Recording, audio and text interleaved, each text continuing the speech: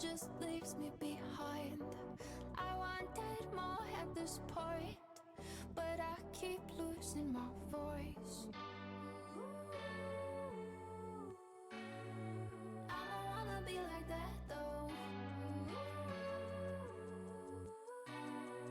Better grow a fucking backbone. I don't wanna be like that though. Better grow a fucking backbone.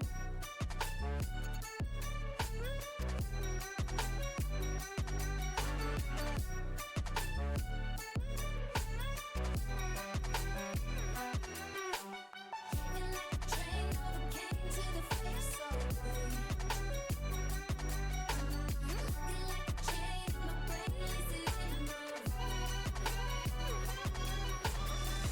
flat on the floor of my life.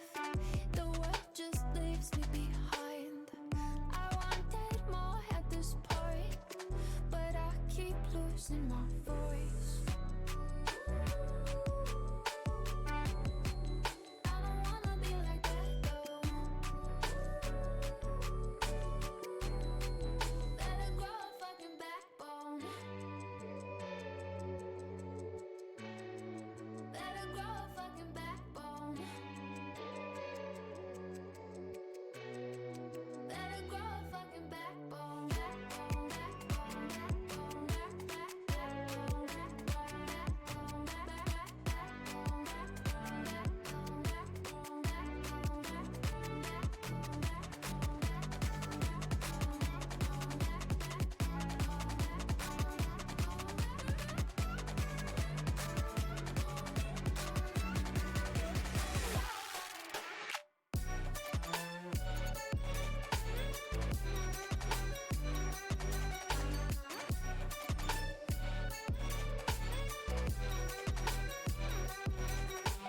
Kicking like a train, overcame to the face of me. Looking like a chain, my brain is in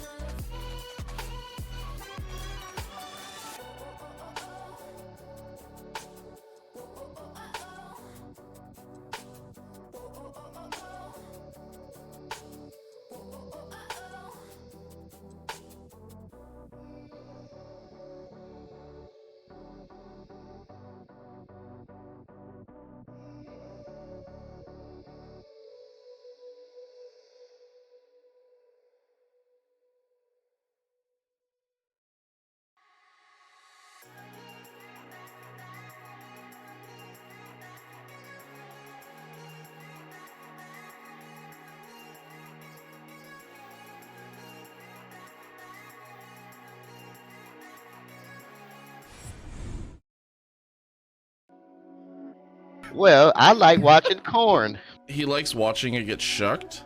Hashtag corn shuckers. Shuckers. Well, them damn corn shuckers. They at it again. Corn shuckers. Now they're shucking in the fields. Oh my god. Eat the whole bag at once.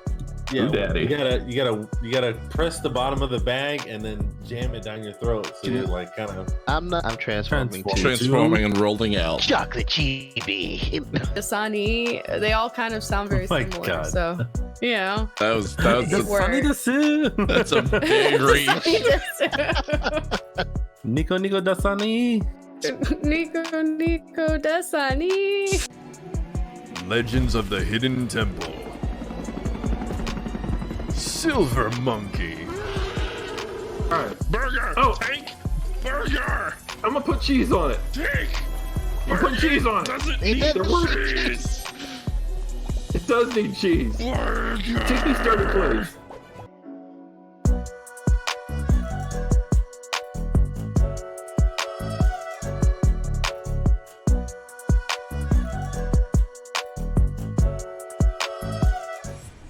And we're partially here. Hello, everyone. I know, right?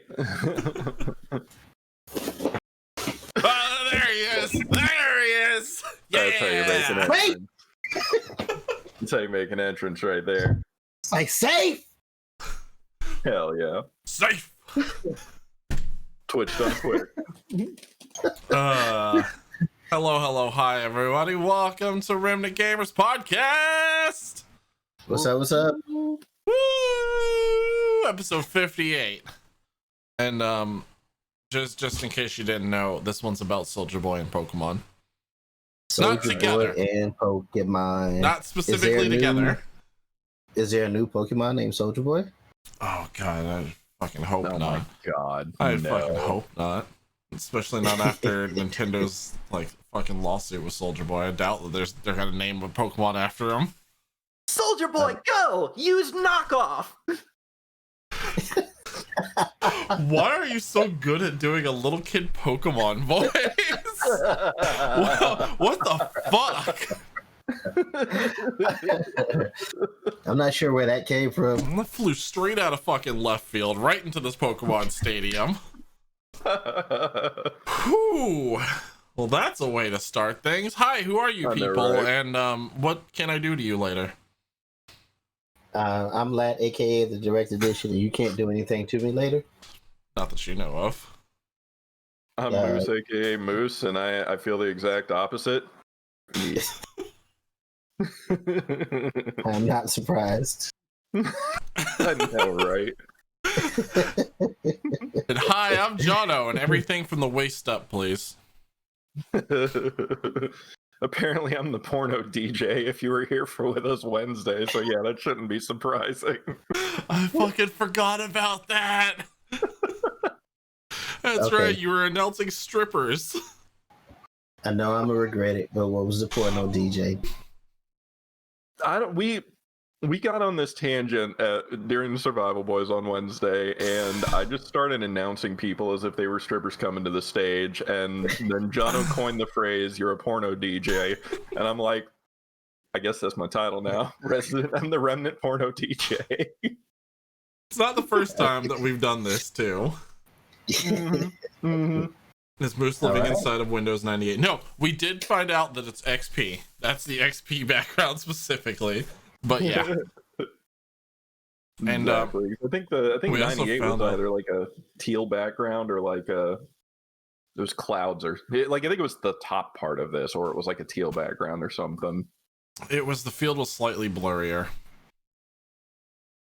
Because AKA all of 1998. I was gonna say basically everything before 2000. Yeah. Yeah, no, and also we found out that the name of that background is Bliss. Ah, yes. Things that you don't know until you do, and then it's just like, why did I have this Then knowledge? it's going to be a thing that you know forever now. Yeah, And if you don't know, now you know. why is this knowledge in my brain? Well, what the fuck have you guys been doing this week? How's your week been? What you been playing? My week's been pretty good. I've been knocking out, well, not really knocking out, but I've been racking up a few titles, if you will. Actually, I have been knocking out I've a been good deal straight of titles fucking this year. knocking people out. You know, now that you mentioned it, I have been knocking out a few titles this year. Paradise Killers. Damn Wintermore Tactics Club. Yep. Wait, Miles did you Morales, beat that one? I um, thought that you were just surviving in that one and you didn't get to actually like beat it. I played it offline. I never streamed Wintermore Tactics Club. That was the one where they were like a D&D club, but they couldn't call it D&D, so they called it CNC. Oh, okay. Okay. I thought it was the one where you're surviving the winter and then your people kept dying. That was Project Winter. Frostpunk? No. You were playing another game that was like a survival kind of game. Oh, Here Comes Tomorrow. That's the one. Okay. I actually don't Yeah. know if that's the one or not, but I'm gonna say that's the one. Here Comes Tomorrow. That's the one. Dying isn't ending. Dying is one of the endings. I mean, It's a pretty profound ending to most things, yeah. And I actually got one time where I was found out. Somebody found us and took us back to civilization. But yeah, majority of the time I did die. okay. What is that one? Oh, fucking Rimworld. Rim chop.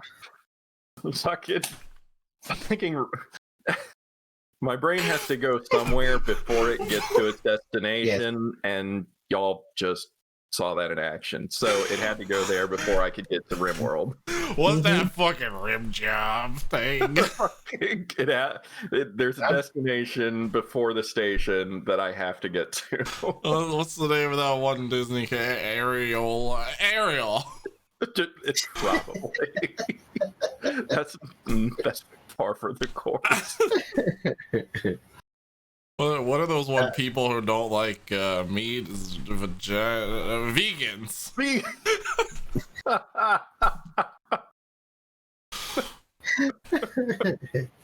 What's that? Oh, what's that news press organization? Bloomberg. God damn it. Anyway, continue. What have you been playing? Shit. When did I start? Tuesday. Dead Cells. Yeah. How is that? I like it. The only aspect I don't like it is starting over when you die. But Jono said, "Welcome to roguelites." The aspect that he doesn't like is the roguelike portion of it. Yeah, see, that's the thing. I've been looking for a new roguelike lately, and that's the one that I've kind of like been eyeballing. So, Moose, you'd have to stream it if you did, because there's a fucking Twitch integration mode, and it's wonderful. All right. It is wonderful. A word of advice: if you get the frying pan wrecks shit. Okay, really? I don't care what anybody says.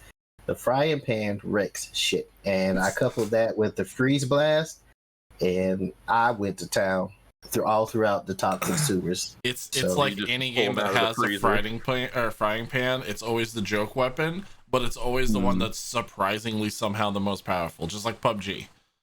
Yeah. That frying pan is no joke. You can block ass bullets with it and cave in skulls. Yep. So it was Dead Cells, and then I tried Outriders. I tried the Outriders demo on Thursday. Not a fan. It's just absolute Destiny clone. See, so I felt a little differently about it. Yeah.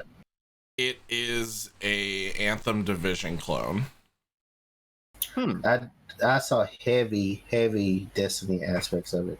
I mean, from especially with the weapon switching, and the suit upgrades. I mean, all that mirrors to Destiny.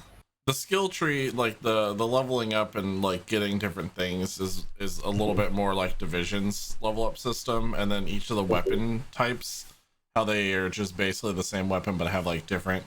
Some of them have different abilities and stuff on it. It's very Division Anthem-y. And then the fact that the storyline was almost mirrored to exactly the same fucking storyline that Anthem's was like, why are you copying a failed game? I can't see the Division in that game. It was a generic game. There wasn't anything about it that drew me into it. So I played a little bit of the demo. Which class did you play? Pyromancer. How was that? Because we played different classes. I played the whatever the Vanguard, the one that punches a lot.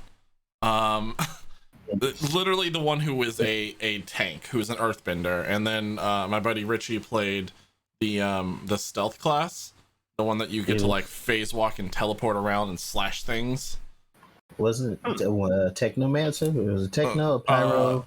Technomancer was the sniper class with turrets. Pyromancer is the one that shoot fireball because Space Wizard. Trickster is the one that can like phase walk, teleport, and like slash up close with a blade. And I don't remember the name of the other one, but he's the one who is big rock and punch thing. Devastator. Sure. Big rock punch thing. That sounds up my alley right there. It was a Devastator class. I only play punch thing because that is my life. The Pyromancer was slow, and although you could raise fire, It didn't do quite as much damage as I thought it did, but your self-healing ability was tied to your fire destroying ability. Yeah, So isn't you it the didn't more have enemies to- that you burn and kill, you gain health Right. back? Right, and that was a bit off-putting to me. I figured, I mean, I could see the more enemies you kill, you charge up, and then you use the boost to heal. Well, you'll get weapons that also will deal fire, but it's not as bad as like mine. You have to be within like 5 feet of them dying to get health back. So I literally have to be in their face. So I can't shoot anybody from a distance. I didn't have to be that close. It was probably about mid-range with the pyromancer when you were using the abilities. So Interesting. But I've yeah. heard pretty mixed things about Outriders. I haven't played the demo myself. A lot of people were complaining about the visual bugs and the cutscenes being locked at 30 frames and a lot of shit that shouldn't exist like that. Oh, I don't know. I didn't pay attention to cutscenes existing at all. Give me game. I saw a lot of bugs, a lot of bleeding into walls, and I mean, it's stuff that they can fix. Simple, I assume. Yeah. But I mean, especially with this just being the demo, I wasn't expecting a near perfect game or anything like that. I don't know. It didn't wow me in any way. Like, it was fun to play for a minute just because it was like, this is new game. Okay. And then I'm like, but I could just be playing Destiny or The Division. Why would I want to play a cheap knockoff? Right. And I was although, like, admittedly, I'd rather play Outriders over Anthem, but... Yeah. Man, I'm still salty that they... Anthem is gone. You can't play Anthem. You can still play it. You can still play it, yeah. The game still exists. You can still play the game. It's just, it's not going to get any better or exist I with wish any it would. updates. I loved the idea of Anthem, goddammit. We all did. Yeah, like I was really stoked. And then I played the damn beta for it and I was like, what is this garbage? That's the most unfortunate $60. That's probably one of the only games that I have immediate regrets for. That game and Operation Raccoon City. Oh my god, yeah. Oh no. I'm sorry that you own that.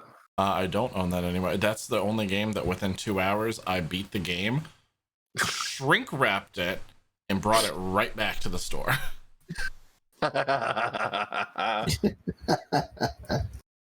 that's excellent.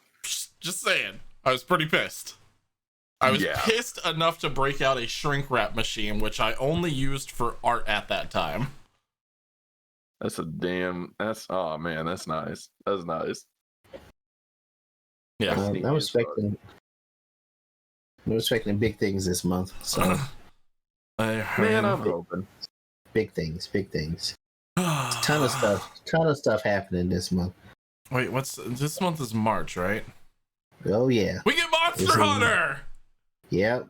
Monster Hunter, fucking Invincible, fucking Falcon and Winter Soldier, fucking the damn Snyder cut of Justice League. Yeah. I'm like, give it some hope. It's Zack fucking Snyder. Yeah, give it some hope at least. Hope it starts the name, man. Look, listen, I'm not denying the fact that it's Zack Snyder. That's cool. I'm saying you can't put band-aids on a horrible fucking thing and make it pretty. Like hell, like you Paul can't. in the third, I get it. It's not gonna make it a better movie. It's gonna make it possibly a little bit more watchable, but it's not gonna make it a better movie. New Smash character this month, Servo says. Unless they completely refilm the whole thing and do a whole new story for it, and that's what the actual Snyder cut is he went, guys, we fucked up real bad. Let's get back into the goddamn studio right now. But he's not taking payment for this. So I wonder if it's like he's not taking payment for it, so I can just fuck this up as much as I want to, or I think there was a bit of also worrying. Right. So I think there was a bit of a misnomer in there. I reread an article on that, and it sounded like to me that he's not taking extra money than what his original directorial fees were. So I think he's still getting his director's fee that he stepped away from originally, He's just not getting extra. So I think they're still paying him for this, which is good. Which is good. Yeah, Maybe gives him a reason to really want to make this awesome. I'm just saying it's not gonna make it better. Well, it might make it better because there's really not much further down it can go, but it's not gonna make it. It's not gonna make it redeemable to the point of like completely reinvigorating DC. As long as it's better than Batman versus Superman, I'm okay. That's a pretty low bar. Yeah, exactly. Batman versus Superman versus Martha. But here's the thing: is that it's a pretty low bar, but it also still has fucking Jared Leto Joker in it. So it might still be real bad. That's the bar that DC judges all their movies by. So I'm gonna give you 30 seconds to get to Mars, or I'm gonna cut ya. See, already Moose has done better than most of the DC movies out there. Damn right. So what the hell have you been playing, Moose? So I finally picked up the Final Fantasy VII remake, and I am enamored of it completely. Like right off the bat, like flying into Midgar, like that whole opening cutscene, I was like teleported back into young Moose, booting up FF7 1997. I went straight back, and I was just sitting there in front of the TV, like, I was so fucking happy with that shit. The very second that the fucking music hits for bombing mission, like the first bombing run, the second that you hear that yep. Fucking shivers. And then I realized I should probably sue Square Enix because Wedge is based off my likeness a little too closely for me to be comfortable with. You get back to his house, you see his house for the first time, and he has guard cats all over the place, and he just picks them up and starts showing them off to Cloud and shit, and I'm like, I'm in this game and I don't like it. I love his cat so much, though. I feel personally attacked. Fucking Biggie Smalls the cat. God, yes. I was playing the shit out of that. I've been playing the shit out of Final Fantasy 14 still between being completely working or sleeping cycles. So I'm having a Final Fantasy week, it looks like. That's not a bad problem to have. No, it's honestly not. It really isn't. Not even a little What did y'all bit. play Wednesday? What did y'all play Wednesday? With each other? What? The Forest. Besides that. Yeah, we played The Forest. Yeah. No judgment here. It's not my place. You two play with each other.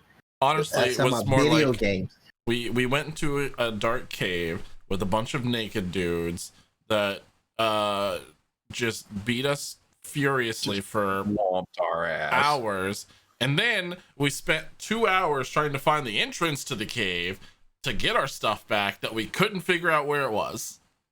Yeah. Then we finally made it back down there and went a murdering, and then we're like, all right, we're done. We also found out that we somehow lost important, like, actual story gear that we had before, which was like a climbing sticky thing. What are those things called? What are those things called? You stick them into the thing. I know I know there's calipers. I know those things. I know calipers, and I know rope, but I don't know what the picks are called. What in the fuck is it's a pick? It's a pick. It's what no, it's a pick. What in the fuck is a caliper? Calipers are those fucking things that you like screw into it, and then you can run your rope through them as you're going up somewhere. Yeah, they're fucking calipers. Okay, they're hooks with calipers in them. What's caliper? Some bitch, do I have to lose caliper? How do you even spell that? I'm gonna look it up, and I'm just gonna find calamari. Oh no! Wait, no. Oh fuck, that's not what it's called. The calipers are the things you measure shit with. What the fuck am I thinking of then? Yep, calipers are measuring tools. You were thinking of hooks, dude. I'm not thinking of hooks. They have a specific ass name. I'm thinking of hooks. If you go find rock climbing hooks right now, rock climbing carabiners. That's what I'm. Carabiners, not calipers. Carabiners? Yeah, carabiner. I know. Okay. I think you should have just stuck with calipers. I should have. I'm just putting little fucking unscrewing them a little bit, opening up the teeth, and then jamming them in as I climb. I thought you were talking about the hooks or the fucking screws with the circles on the end of them. The fucking hooks that you like screw into the rock face wall so that you hook the carabiners onto them. Well, I mean, you could use the carabiner the same way. You just dink, dink, dink, and fucking you hook through them and put straps through them and shit. Like, I don't think you jam the carabiner into the wall. I'm pretty sure you still have to get the hook into them. Yes. Have a random sir. Oh, look at that. Hey. Oh, this is A new Servo. challenger. That's the wrong camera. That's the wrong camera. Right? Welcome to a screen of our screen. Hello. Did you come here to rub it in Well, my you guys face want, about right? carabiner caliper scenario? They're talking about calipers. Hold on. Obviously. Let me get on here. I'm sitting over here screaming carabiner in chat. No one's paying attention to me.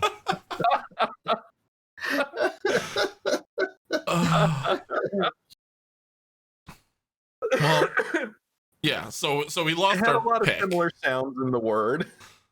We lost our rock climbing pick. Was the Yes. basis of that story Yeah, yeah.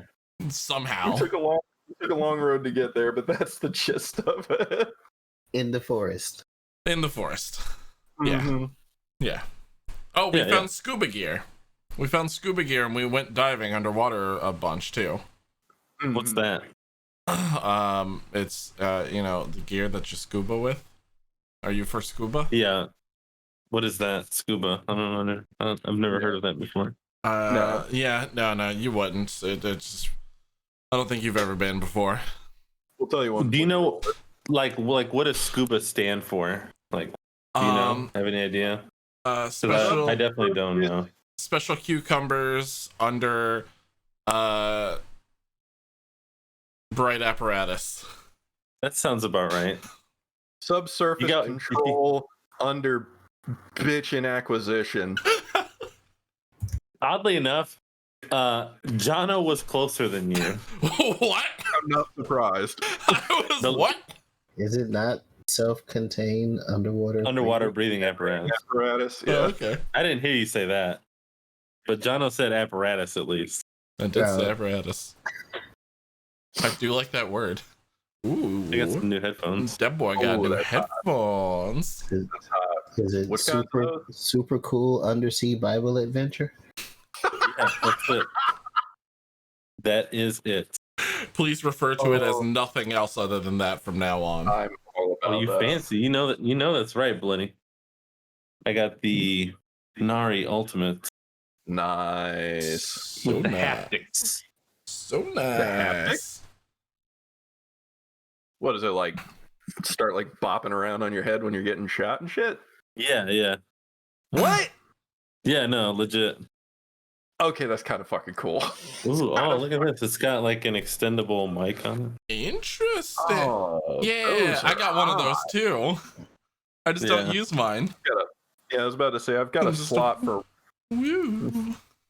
I mean, Yeah, but Fancy schmancy, la di da. that one I can No, plug no, into no. mine, but I do not. mine extends also. It's a tiny one. It's, No. and this is in no way in reflection of my girth. I was Who's gonna going say there? we're talking about headphones, Lat. This The is in, microphone on the headphone. Hey, who's it's taking pinky this? size. It's like rich and hoity-toity. Mine's a grower, not a pinky up. shower.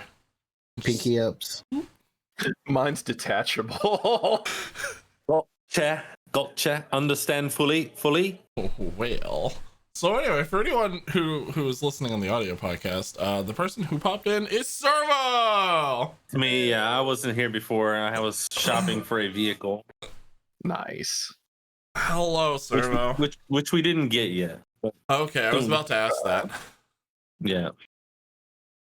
Sad. The you know how car salesmen are. We got Oh, I there. know. I have a quick story if you guys want to hear. Sure. Hell yeah.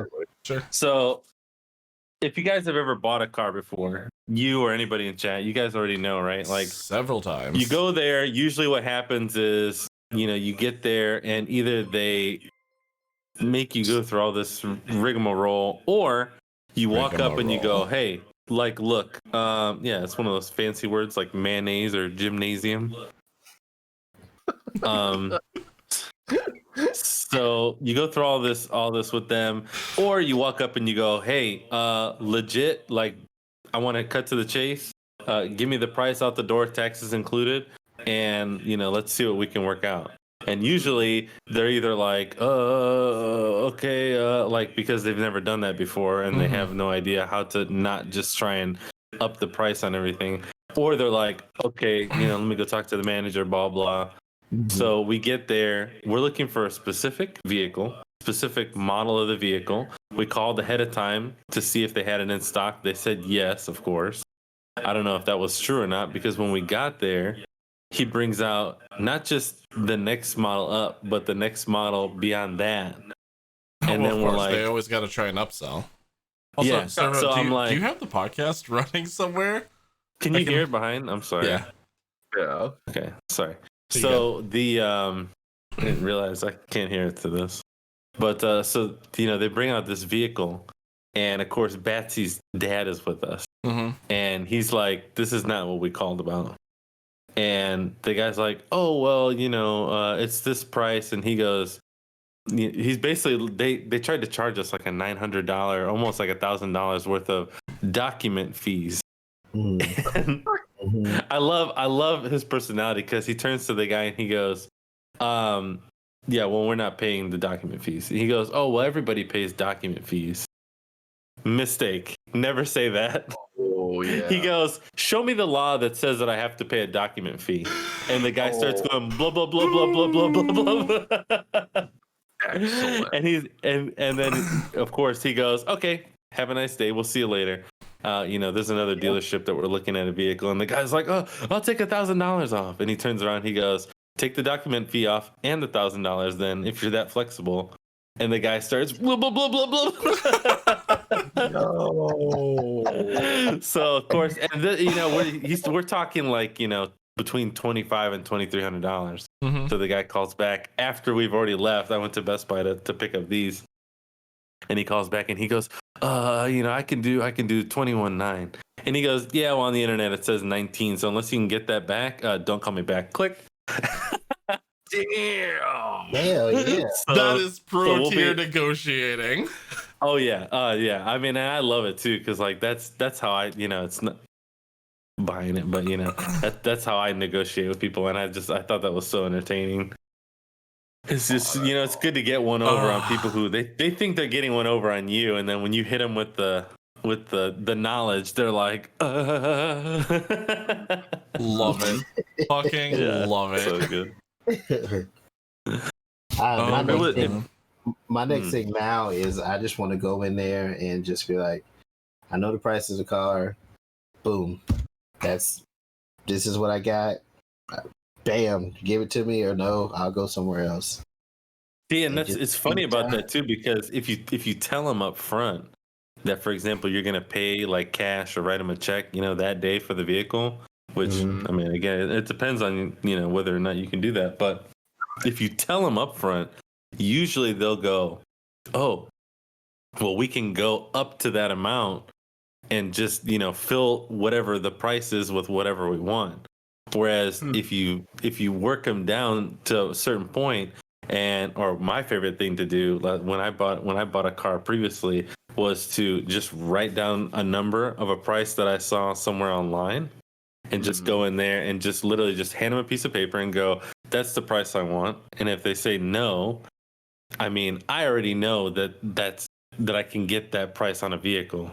Yeah. So I just tell them, "Okay, well, no problem. I'll talk to you later." And then they'll say, "Oh," it's like, "No, look, I know how much this vehicle costs. I know you guys are trying to make money on it, but you're not going to make that much money on me. I'm willing to pay a little bit, and that's how much I'm willing to pay to meet you halfway, but I'm not, you're not going to pull one over on me."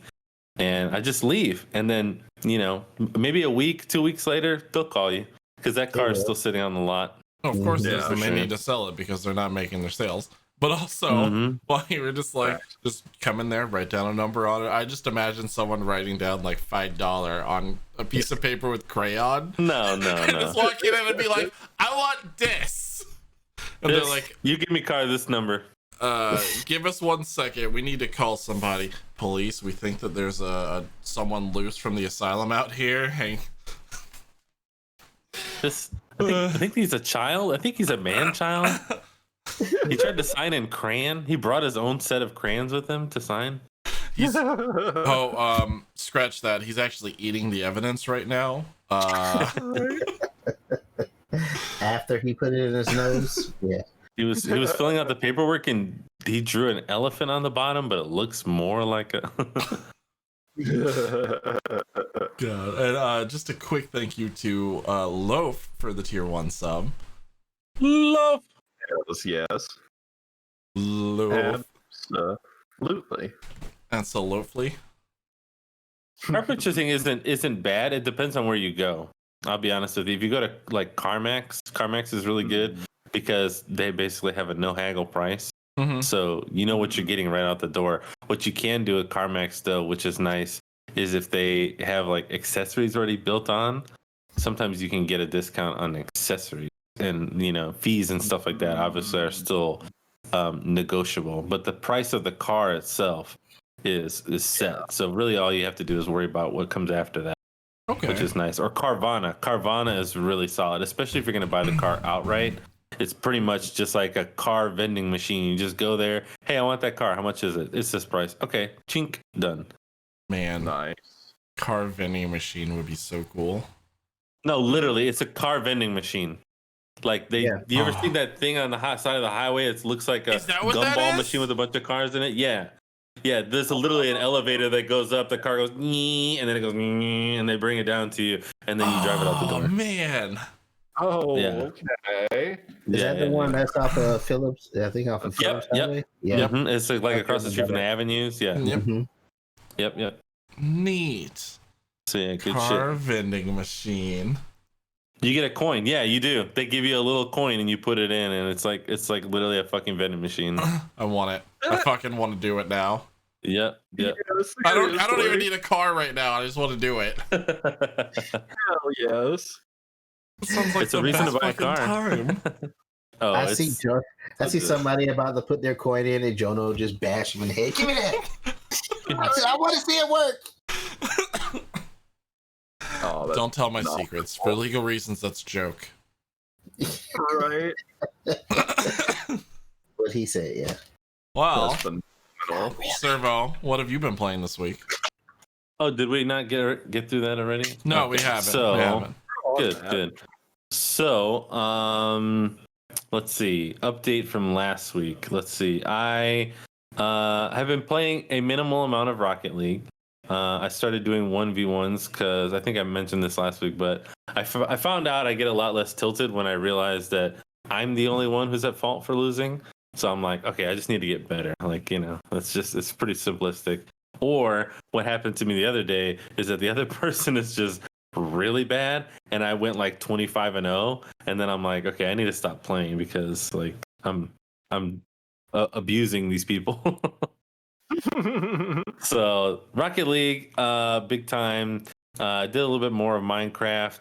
We did a stream last week in Minecraft where Jack and I did a nomad mode. Are you guys familiar with nomad mode, or did you guys see it all? I caught little bits of it, but basically what you do is you choose a direction, and then you're only allowed to travel in that direction, and which the idea is to move as many blocks in the distance as possible, and you're not allowed to create a permanent base. You can only sleep, and then you just keep moving. So we went about 15,000 blocks, which is like something like 10 miles worth of Minecraft in about 4 hours of gameplay. So yeah, it was pretty wild. We found all kinds of crazy stuff, like 3 abandoned portals, like 7 different villages. One of them was a zombie village, which I've never found before, where the entire village has already been overtaken by zombies, like covered in spider webs and stuff. My last world was an abandoned village. Like I spawned and it was next to me on spawn, and I was like, this is one of the rarest fucking things that you could have happen in a spawn. It's so cool, and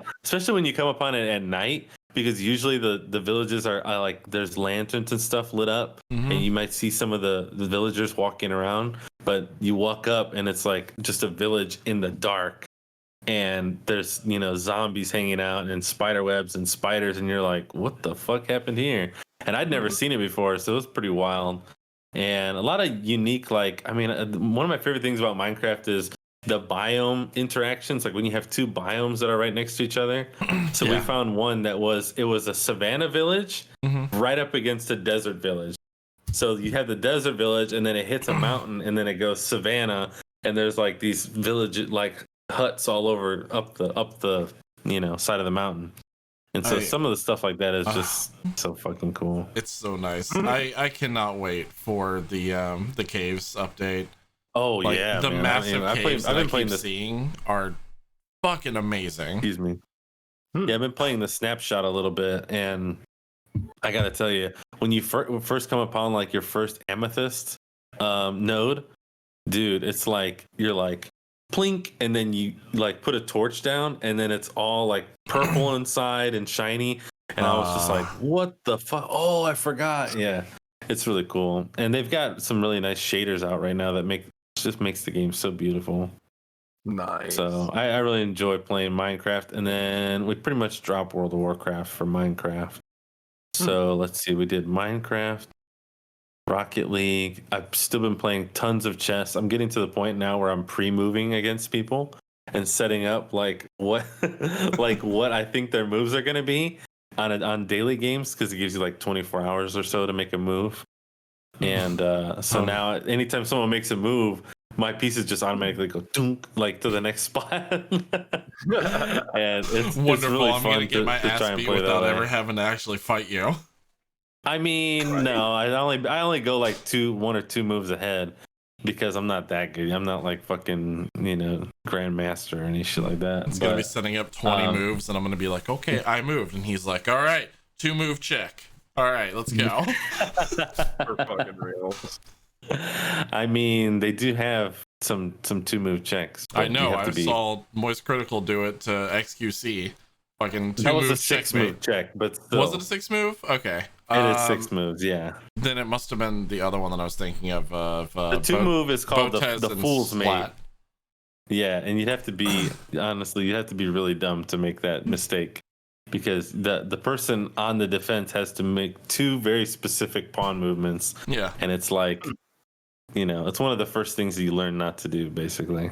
And if you don't, then you'll remember after the first time it happens to you. You're gonna learn now. I saw it happen to Schlatt, and his response was immediately leave the Discord call. Oh, yeah. This is great. I mean, everyone makes mistakes, especially in a timed game. It's easy to make mistakes like that, where you get caught in a situation where you're like, oh, oops. But when I have all day to plan my moves ahead, oh yeah, it's great. Yeah, because then you have time to Rob. think. I played exactly. I played against Rob, and Rob is like a robot. If you guys don't know, Rob teaches. He plays. He's the head of the chess club at the school. He runs it. Is he? So he's a fucking robot, dude. Like, I played against him. I had 85% accuracy, like very little blunders, very little mistakes. He had 95.0 accuracy. I could see that. Yeah. That dude, like, God, he just has that brain. 100%. He's a smart dude. I mean, once you're bot brain and chess, smart. There's nothing you can do about it. So yeah, I thought I was winning for a while there, and then all of a sudden I was like, oh, I just lost. So, but yeah, that's what I love about chess right now, is that not only is it kind of popping off right now, but being able to like have a lot of resources and things like that online that are fun to play with. There's like puzzles and different things you can do. It's become like kind of my new favorite thing. And then I also reinstalled Prison Architect because they have some new DLC that I had to try. Nice. So been playing with that, just letting it run, letting my prisoners kind of go. It's crazy. My favorite so far is the Spiral Prison, where all the cells are built in a spiral hallway, Mhm. and then on the outside is where the canteen and the kitchen is. So if you want to go eat, you have to be like in the first cell right before the exit to the building, because otherwise you'll never make it out of the building in time to eat, and then they all have to shuffle back into their cells before it's time. And it's so funny. Like, I put the showers on the opposite side of the prison. Like, everyone is just so unhappy, and I make sure that I keep it that way. I love torturing my prisoners. Then they get pissed off, and then I send them to solitary for like a day and a half. Very sadistic I warden. was gonna say, it sounds like exactly what I do in The Sims. Wonderful. Right. Oh, and not to continue on rambling, but they also did a Blade and Sorcery update, which I've been absolutely just going wild on. Dude, every day I do like now an hour and a half to 2 hours of Blade and Sorcery. I was they watching added you a do wave that battle mode the other day after game night, and I was like, "This looks so good. This is a huge so much update." fun, dude. And they're adding the fucking dungeon, like actual dungeon mode to it, and I want that. Yeah, Q3 is what they're talking about of this year for that. It's so exciting. Very exciting. That's hot. You're hot. I mean, what? Sorry. What? It's hot. I didn't say anything. Yeah. I heard nothing. Servo, Jono and Moose have already been keying me in onto their homosexual explorations. I don't know what you're talking about. I mean, you guys got beat off in the cave. You don't remember that? Well, we're just talking about playing the forest, man. Yeah, you're over there talking about. We're just talking about playing the forest, and Moose is over there like, yeah, I remember that.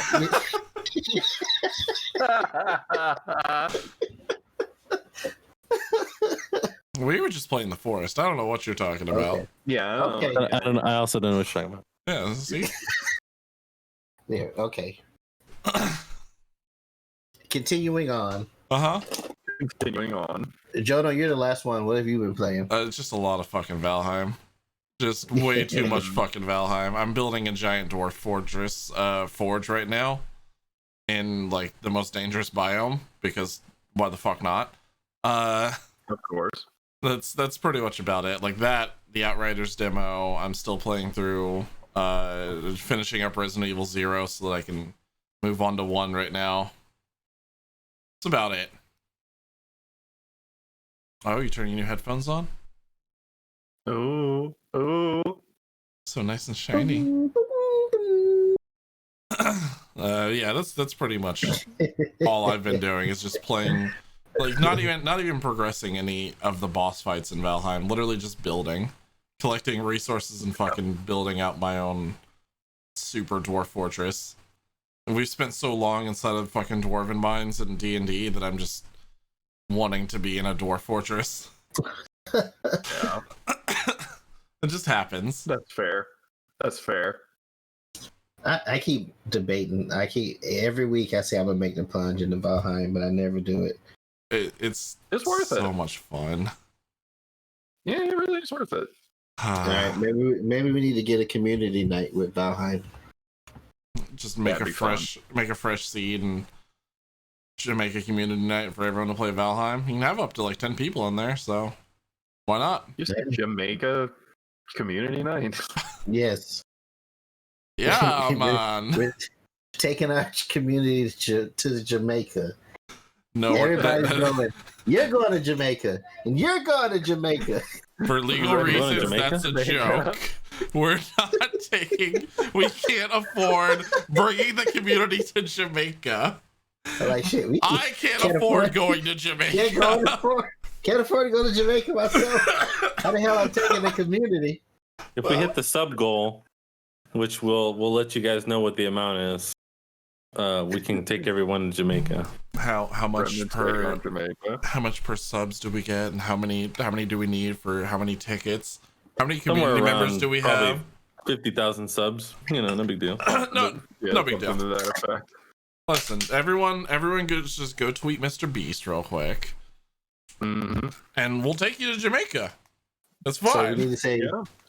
"Hey, Mr. Beast, we want to take our community to Jamaica. Can you help us out?" Yeah, exactly. Let's good way call to the put it. Jamaican government to see if they can get us. Yo, right? I'm here for this.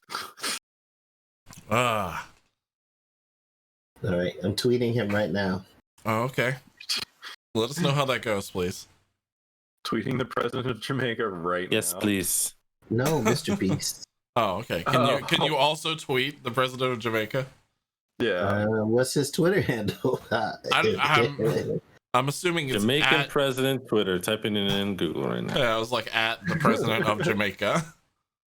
Right. Jamaican food near me. Hey. That's worth. Jamaican me crazy. Andrew Holness JM. Wholeness? HOLNESS. Yep. I also just found this. I doubt. Prime Minister of Jamaica. I'm gonna follow him. Nice. Like down the street or Yeah. What was it? What are you gonna do about it? To his car. Andrew Wholeness.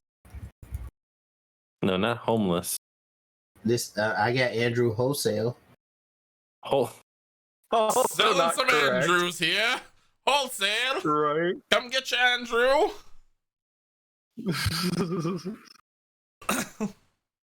there you go. I typed it in the Discord.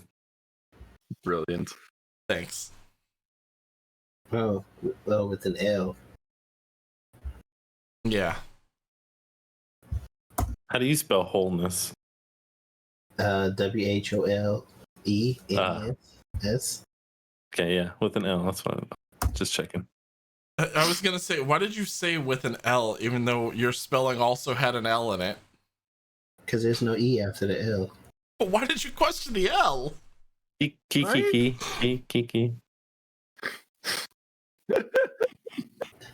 At Third grade Andrew. Oh, my brain. Well, that Yes. tweets the Jamaican president. Should we move on to topics? No, what are you stupid? Overrated. All right, cool. About like Who would like to take Twitch? You guys want some gamer goo? To Jamaica? No, All about it.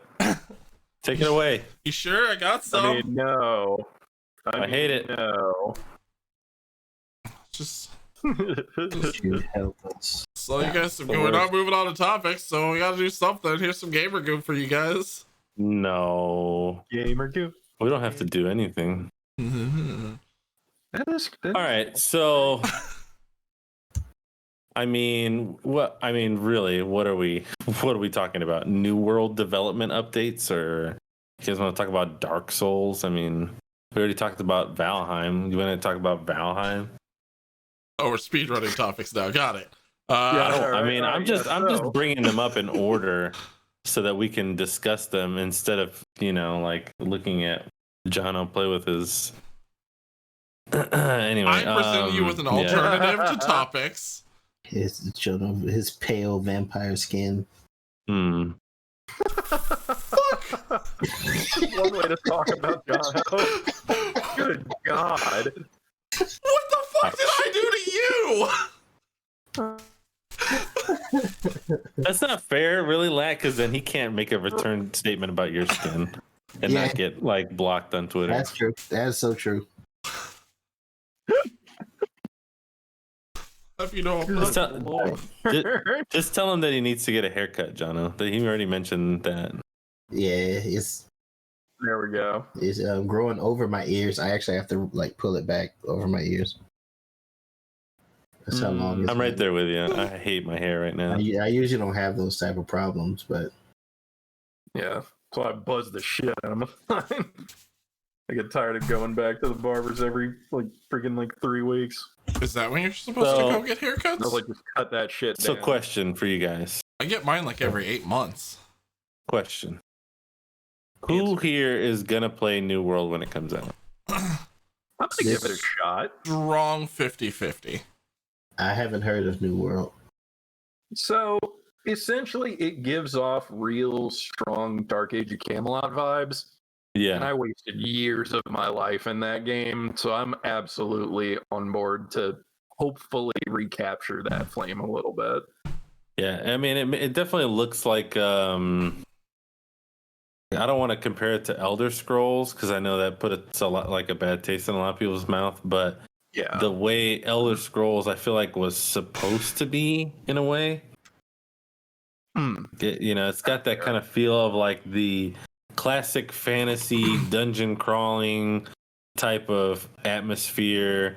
They've got a lot of similar elements like these dark red portals that go into probably some sort of nether realm, and stony blue caves with probably some sort of underground creatures that live there, that kind of stuff, like these very common like fantasy themes. So I think that that's pretty cool. I don't know if that I'll play it.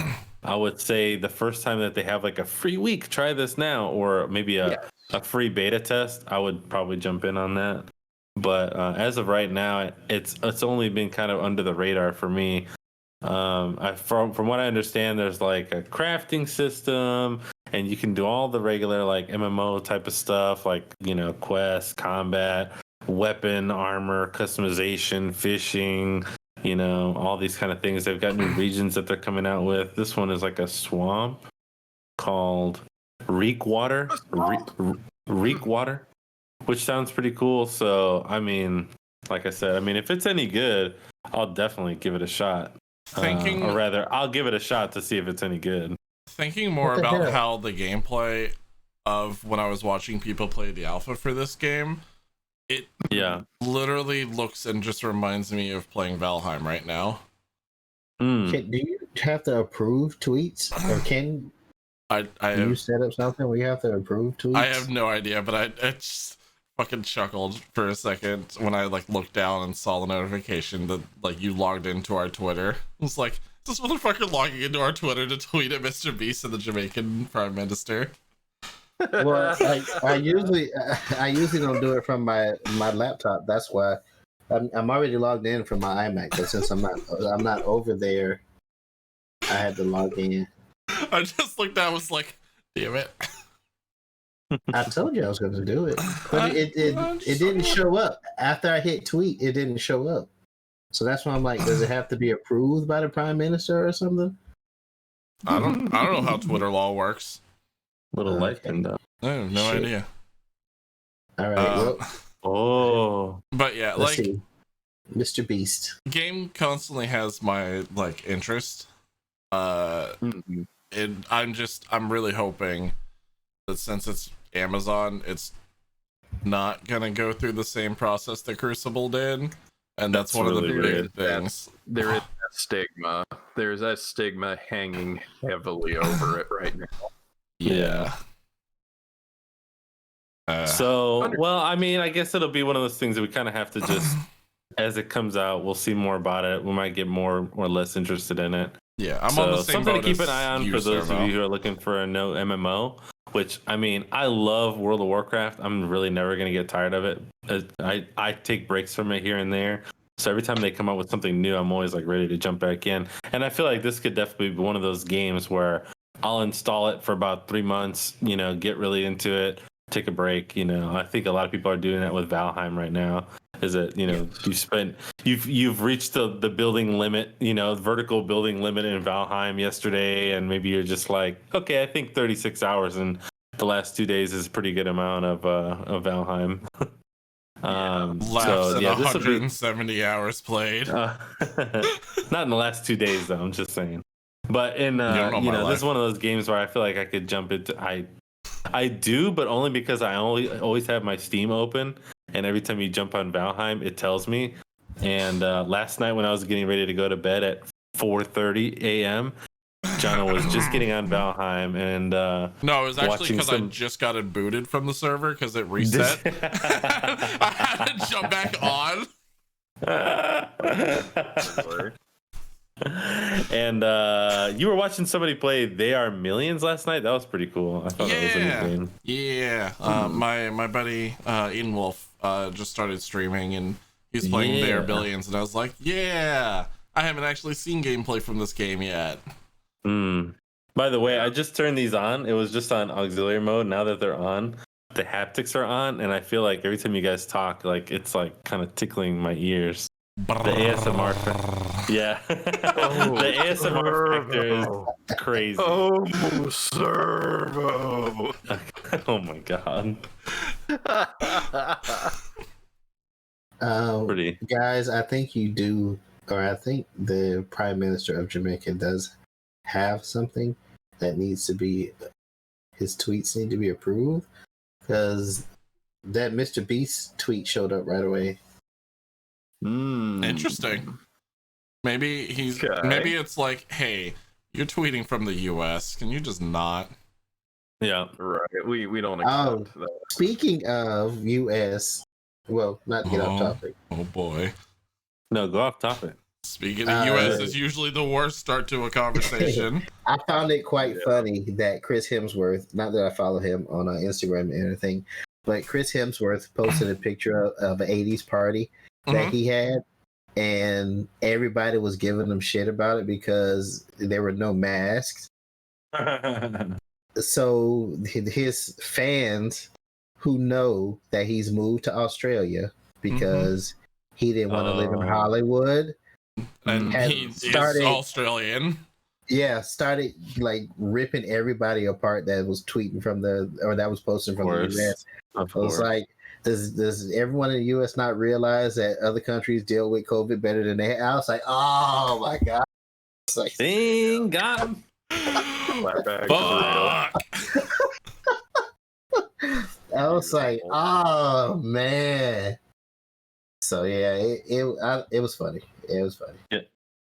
AKA get wrecked. US. Pretty fucking much. Pretty much, yeah. God, and just I can't wait for the day that we just stop being the shit show of the world. But I know it's not going to happen. Not anytime soon. Also true. Not anytime soon. Yeah, that's going to be our moniker for a little while here. All right, so guys, if you're not following Remnant Gamer on Twitter, go ahead and hit that up and repost and retweet and like that Mr. Beast tweet so we can get some traction behind that so we can all get to Jamaica. That's right. Hell yeah. We're taking you to Jamaica. We've never mentioned Jamaica before tonight, but we're taking you there. I know, right? Let's see how well this works. What a wonderful time.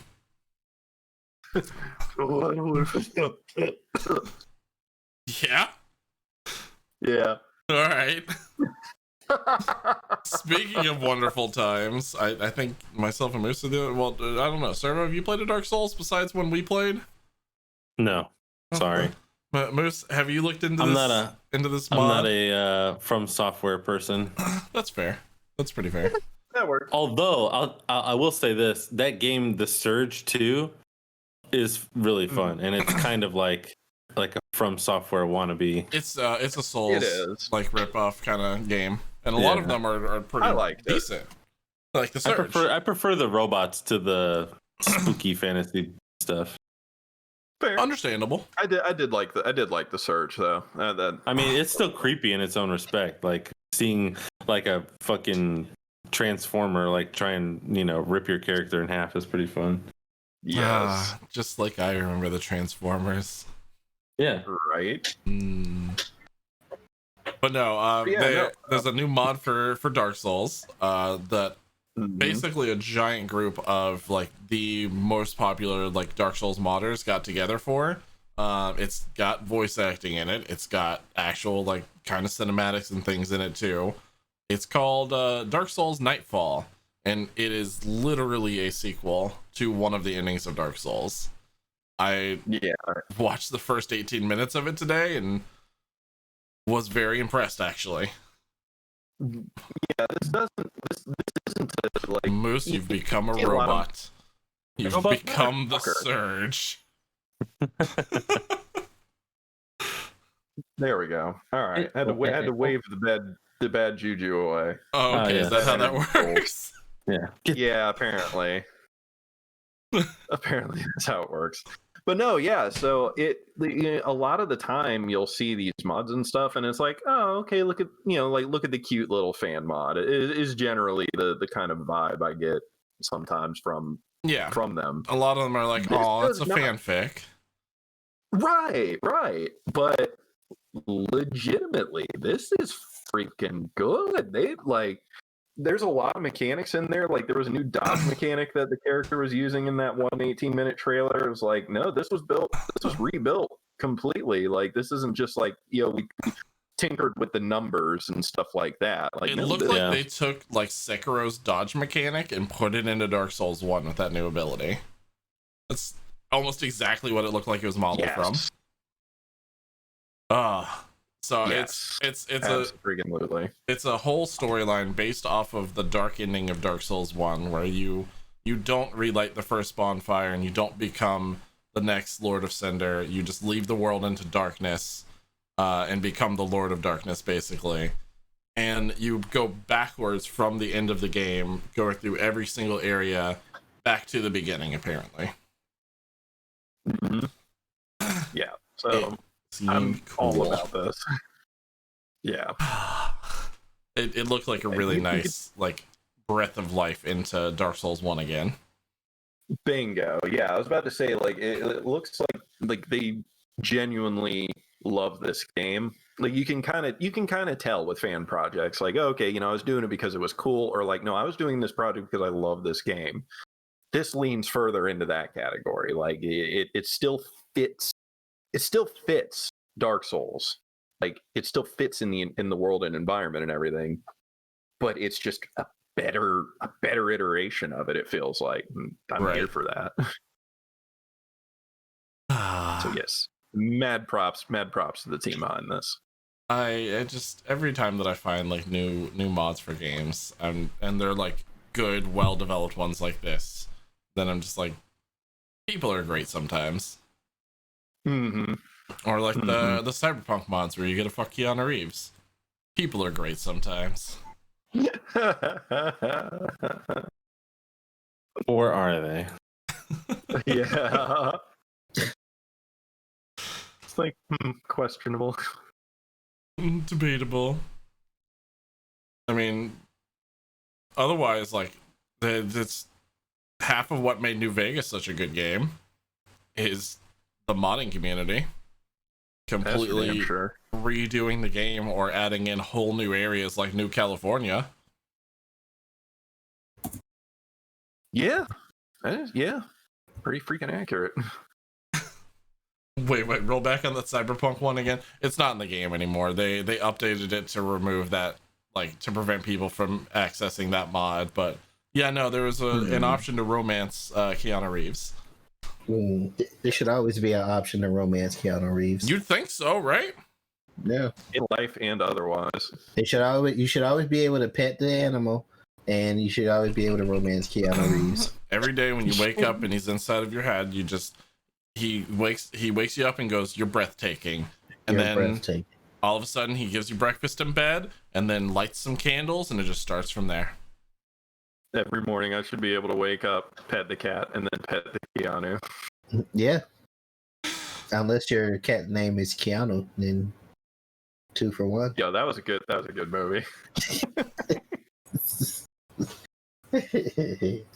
So Jonah, you were talking about Valheim. Never heard of it.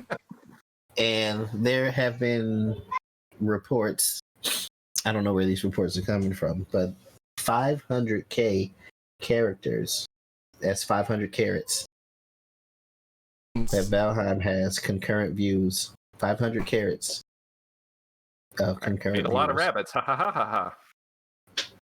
Yes. Go on. Yes, that one. That's the one. It has 500,000 concurrent players currently on Steam.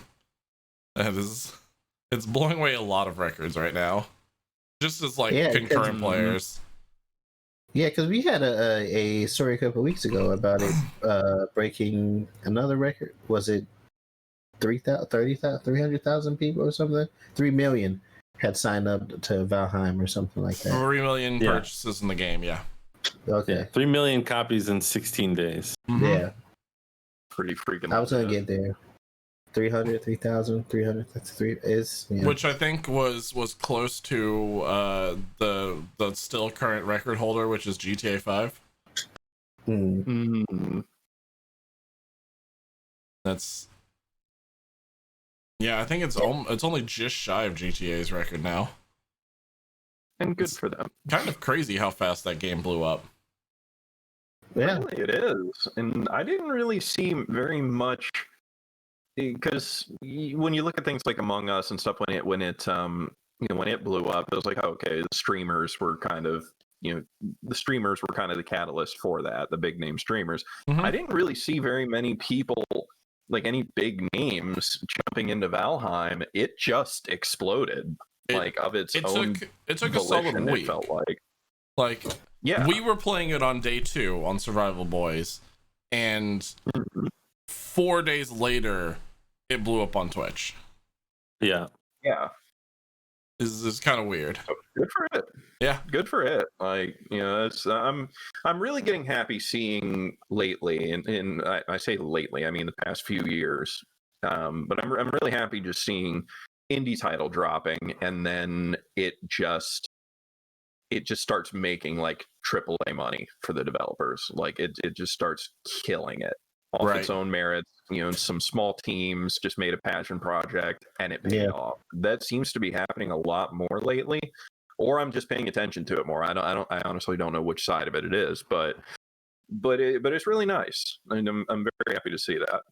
The exposure that Twitch and other platforms like that bring to smaller games is one of those things that is different from the way it used to be. It used to take a lot longer for a game to come out, and then you wouldn't be able to see your friend play it. They would have to be like, oh, I got this game the other day, and then you might go and rent it or try it, and then with the ability to have digital games now where someone can just go, oh, well, it's $20 here, I'll get it for you. Yep. And then that happens a lot. Or like back in the day, you had to like read through the review magazines, like PlayStation Magazine or like Game Informer, and be like, "Oh, they gave it a good review, yeah." Or like G4, and you had to wait for like Adam Sessler to review a game to be like, "Okay, he gave it some stars. It's cool." Yeah.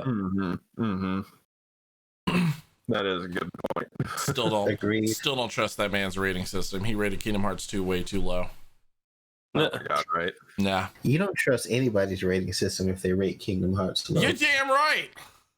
It's Kingdom Hearts, so this Kingdom Hearts 2, which is the best game in the series.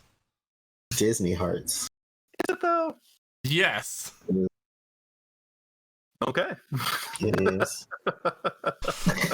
Well, that answers my question, I guess.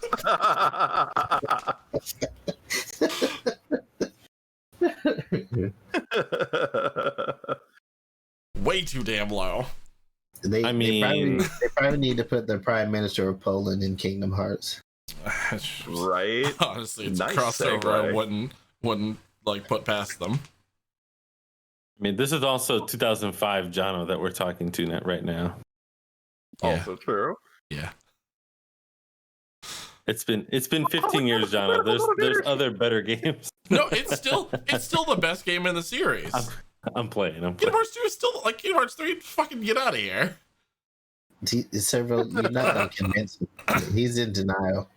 Honestly, I'm just playing because I don't even really like Kingdom Hearts that much. So Jono, if you had to choose, I do. If you had to choose between Kingdom Hearts and Valheim, I would choose. Well, wait. Are we talking like playing it over and over again? Are we talking about like one continuous cycle of it? It exists or it doesn't exist. Oh, Kingdom Hearts all day.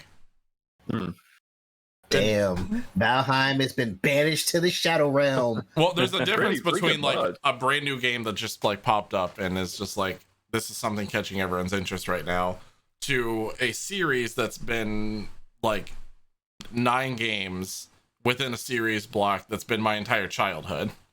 But I with mean, Kingdom that's Hearts like- being such a linear story, I say linear, but with Kingdom Hearts being such a linear story, it seems like you put more hours into Valheim than you did in the Kingdom Hearts. Can you say you put like over 300 hours into Kingdom Hearts? Yeah. Well, Yeah. so every time Lap puts his hand down, I feel it in my headphones. Oh, Yeah. No, 100%. Oh Like, my god. It's like a T-Rex is approaching me. the amount of times that I've put into Kingdom Hearts 1 and 2 probably equal close to what I've put into Valheim. And that's not even to mention any of the other games in the series. Damn. That's because I spent a long time trying to 100% those games and do all the secret fights and do everything else that's included in there. Yeah. Oh, all right. Well played, Jono. Well played. I happen to absolutely love Kingdom Hearts. Like, the only thing So that we comes noticed- close to my love for that is Pokemon and Final Fantasy VII. Yes. So we're gonna wreck Kingdom Hearts. We're gonna Wreck. We're gonna wreck Kingdom Hearts? Yes. We utterly destroy it, Oh, what? Why? so it doesn't exist anymore. Oh, I don't know why you would do this to me. no. We're gonna go back in time and delete it from existence, so that Valheim can be your favorite game of all We're working time. on that time machine. Yeah. We're recovering Valheim from the Shadow Realm. This is so I'm weird. gonna go back in time with the code of Valheim and make it in 2005, so that becomes your favorite childhood game. Yeah. Mm. I mean, So- it would have to have so- released on consoles then, because I wasn't playing PC. Valheim Birth by Sleep. Valheim Dream Drop distance. Valheim 358 over 27 and 3/4 days. And then Valheim 3. Yeah.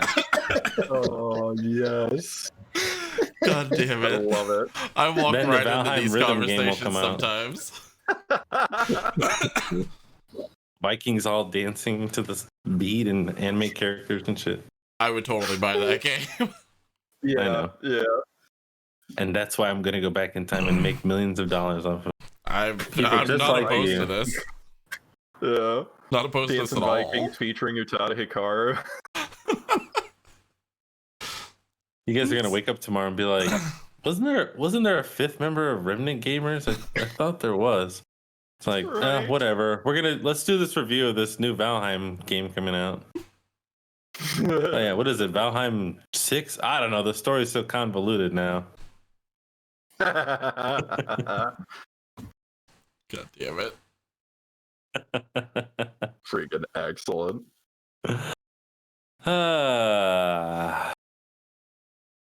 I digress. Kingdom Hearts is a good game, and it's coming to the Epic Store. So if you didn't have a chance to play it on the consoles, now's your You chance. can pay full price and get it again.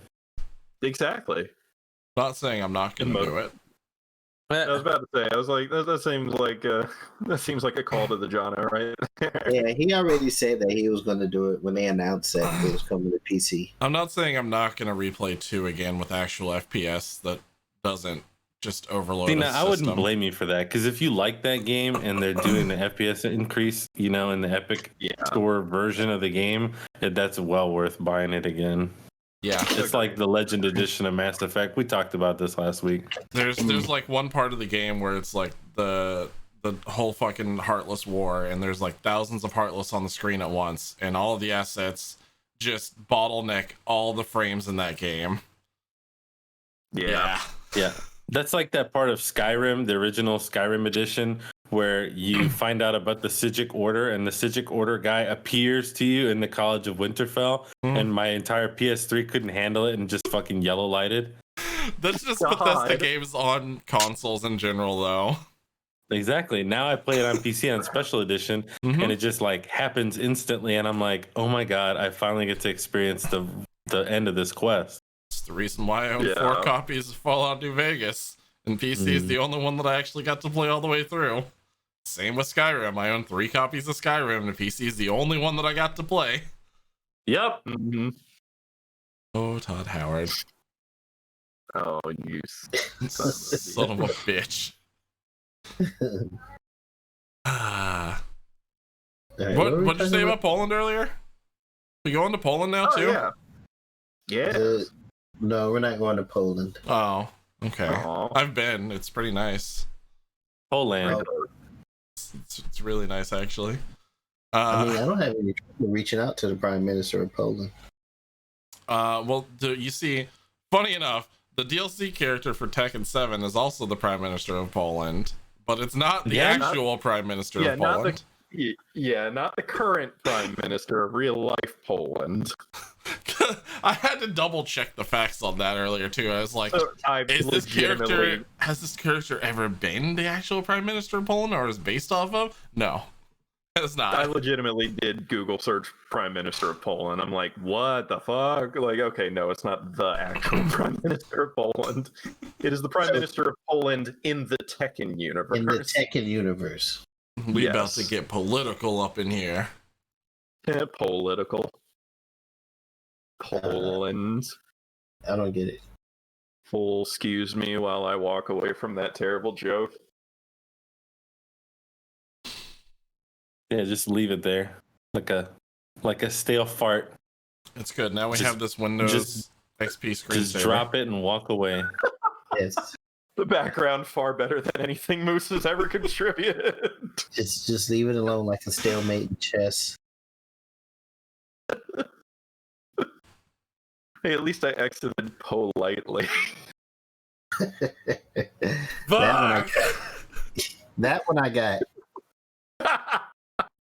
Even that was a bit of a reach, I'm not gonna lie. Back, baby. Where are you with these fucking puns when I'm dropping them on Survival Boys? I don't know. Usually dead by that time on a Wednesday. God damn it. It hurts so much. It does. Anyway. So, yes, stalemate in chess. That was the key.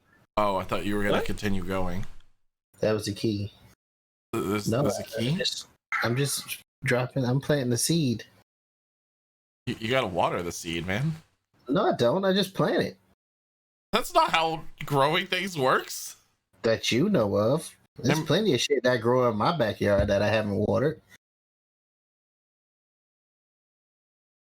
I think what he's referring to is the YouTube algorithm blocked the chess channel during the PogChamps tournament this week because the references to the term black and white were being confused as racial slurs and temporarily blocked the channel, which is pretty funny. But hilarious. God, just when you needed to know, the bots really just can't get this job done at all. And it doesn't help that a lot of people in the chat are constantly making comments like the classic, well, why's it gotta be insert color here? Yeah. You know, and then that flags a lot of stuff. But also the channel was unbanned after 24 hours. Yeah, it didn't last very long. Yeah. No big deal. And then that next one we actually talked about last week, so we're gonna go right to CD Projekt Red issuing a DMCA takedown. Oh yeah, the continuation of the story of the hack source code from CD Projekt Red. Right. So if you guys listened to last week's episode, we talked about CD Projekt Red. They had some sensitive information and some not so sensitive information that was supposedly hacked. That hacked information was then they attempted to sell said information on the black market. They were not successful. Apparently, some people got a hold of some of it on 4chan and some other websites like that. And so here we have these steps being taken via DMCA to prevent some of this from coming out. It's yeah. But there's two stories that I've seen on this one. One was just saying that they were DMCAing the Gwent, the card game. Yeah, because that's the Mhm. one that they gave away for the portion of it, or that's the one that everyone wanted. Apparently, was the Gwent source code. Oh, okay, because this Still one doesn't make make it sense to seems me. like this one make it seems like it's the all of the source code that was hacked.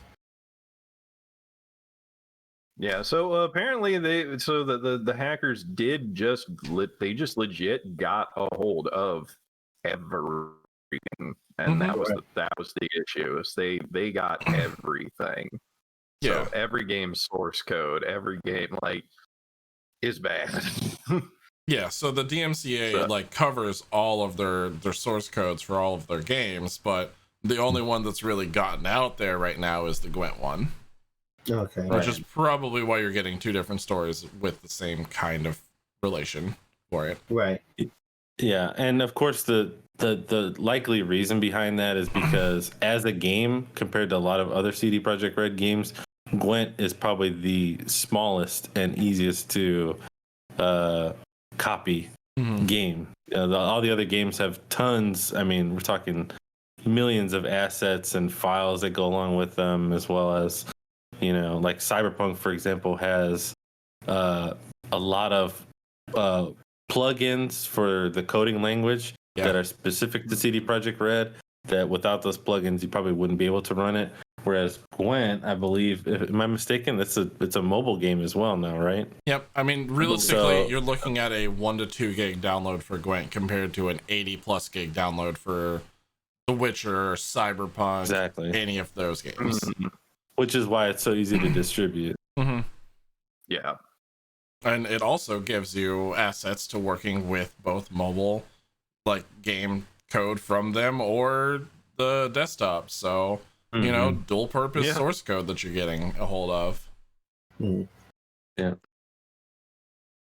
Facts. Well, speaking of dual purpose, Not so dual purpose anymore. and no longer. Or speaking of No, actually, they're exactly dual purpose, whereas they used to be single purpose. True. Can we talk about like thousands of people's hearts breaking across the globe all at once Simultaneously? last Wednesday? Oddly enough. Good. Go ahead. Oh, okay. I was gonna say they used a piece of one of their previous movies from like fucking 2006 to announce their breakup, and it was the end of that movie, which people thought was their breakup, but Daft Punk, who brought electronic music to everyone around the fucking globe, has officially split up as of last Wednesday. Yep. Yeah. I still remember.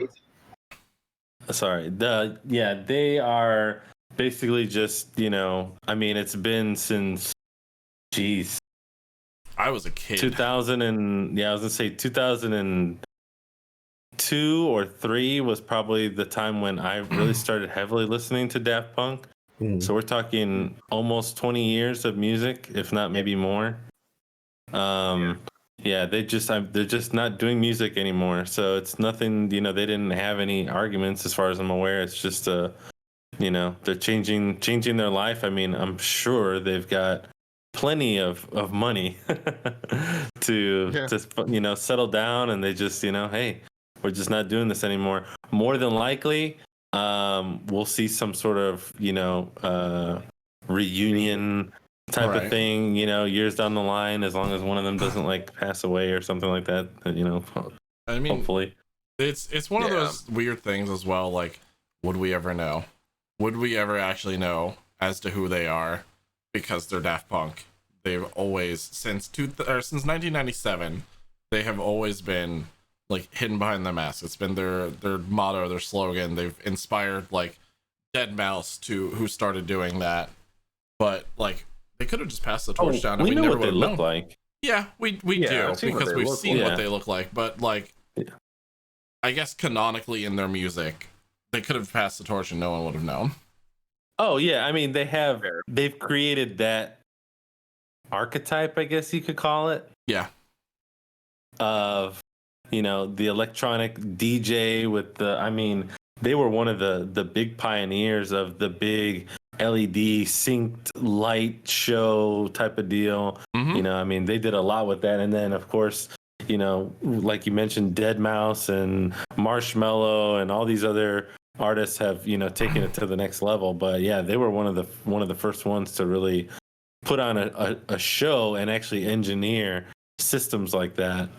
It's pretty impressive what they've been able to create over the years. They may have been one of the first like music videos that I ever actually watched and enjoyed. Like, because I back in like 2002, I had like a burn VHS that had, I think it was from G4 back in there during that era, but it was like one night's worth of them just playing back to back all of the Discovery album music videos in order of the storyline. And I was like, this is what got me into electronic music. Yeah. Yeah, that's And very fair. Also partially what made me like anime more. Yeah. I could totally see that. Yeah. 1993 is when they got together, but 1999 is when they blew up with One More Time. Mm-hmm. And then 2001 Discovery released. Mm-hmm.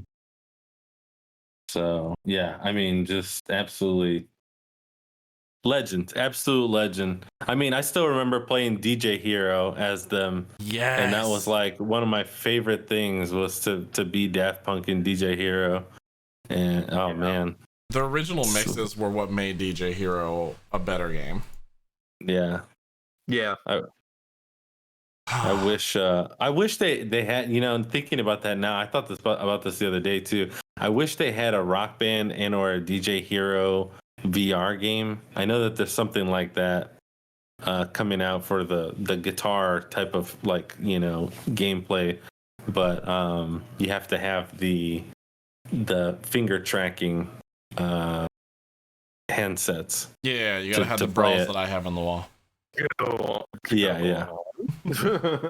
They have, John, have you seen the ones that are it's just the bar that sits inside your hand? No, I haven't seen those. And it's just a little bar and it's got the little sensor on top for the thumbs.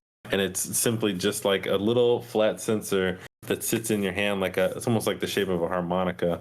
And it's got the individual finger. And then you can also touch with a finger and then move it back and forth. And it like, you know, like lets you do like a slide on a guitar, for example. Interesting. It's pretty wild. I forget where I saw that. I have to find that again so I can show you. Yeah, definitely. I am curious about this as well. It's fucking wild. Huh. Yeah. But that's what it made me think about was like manipulating like some, you know, like controls for like a DJ system or something like that. You could play like, man, I really want to play VR DJ Hero now. I could definitely see myself doing that. Then I would be like Daft Punk. I would just be on Twitch with my VR headset on, VTubing and DJing. that'd be friggin' sweet. That would be the next generation. That would be the successors. I'm doing it tonight. I'll see you guys on twitch.tv/servo. Nice. I really expect to find him doing this tonight. You think I'm joking? No, I got haptics headphones now, dude. I'm gonna be fucking jamming out all night. Yeah. Oh god. Jelly. It's all right. So now, God, it's like you're selling me so hard on those headphones, dude. But I literally just bought these. I'm like, fuck. You got the Steel Series? I have a Steel Series. I know you do. No, they're the. God damn it! Why can I never remember? It's the Razer fucking.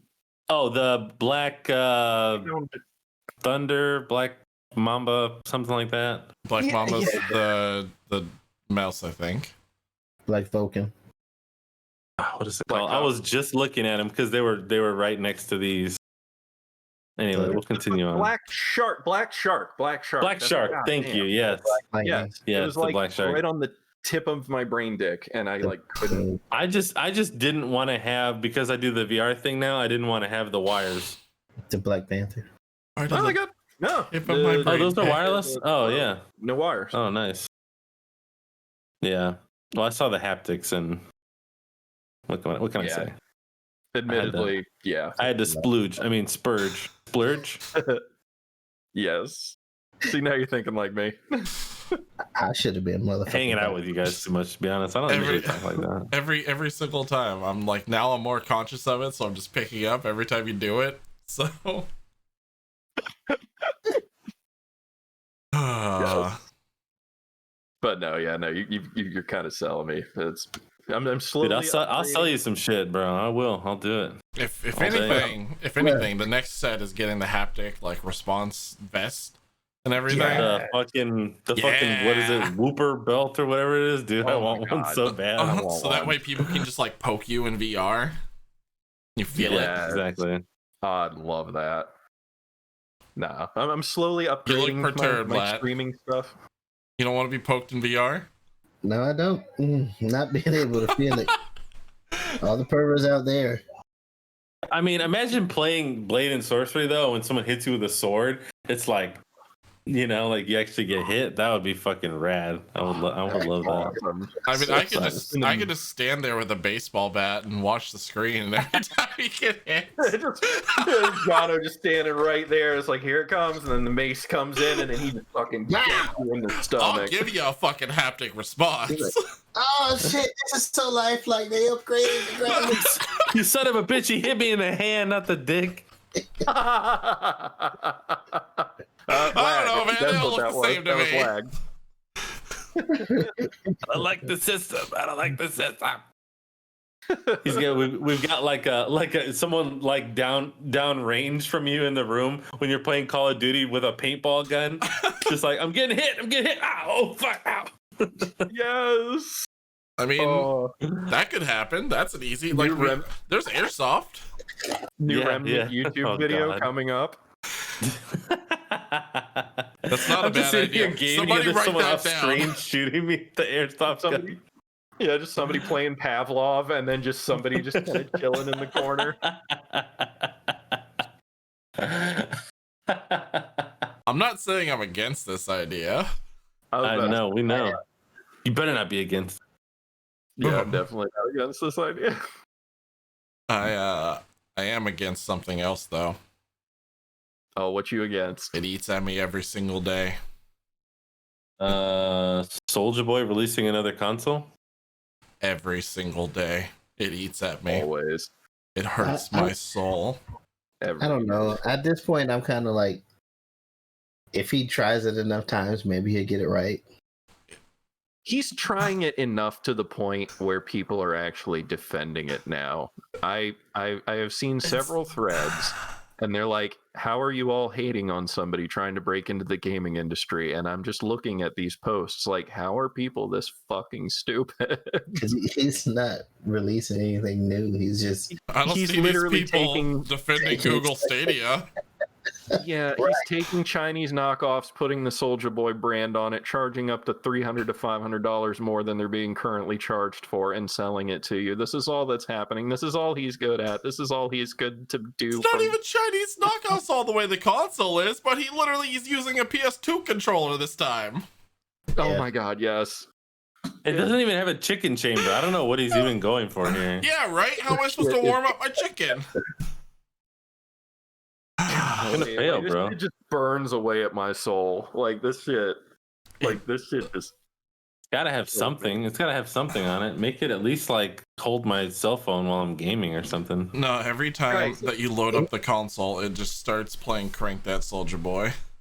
Yeah, you press the power button and you just hear you. I would fucking you that right out the window. I almost feel like it's obvious that he doesn't know what he's doing, but there's somebody in his camp that's bringing him these ideas, and he's just like, "Oh, that would be awesome. We can do that." He's got some fucking hype, man. For you. Yeah. Oh my god, yes. When you surround yourself with yes men, then this is the shit that happens. I mean, honestly, what's ultimately going to happen here, and like, let's be real for a minute. What's ultimately going to happen is if he puts this console out, the big Soulja Boy fans are gonna buy it. It'll be a collector's item, and then you'll only see it in top 10 of like worst celebrity sponsored ideas ever. That'll be it. It's gonna be exactly like his other console was, where it sold for a month, and then he took it down quietly because you know he got sued for selling emulators. Wildly illegal. Yeah. Yep. And it's just gonna happen again.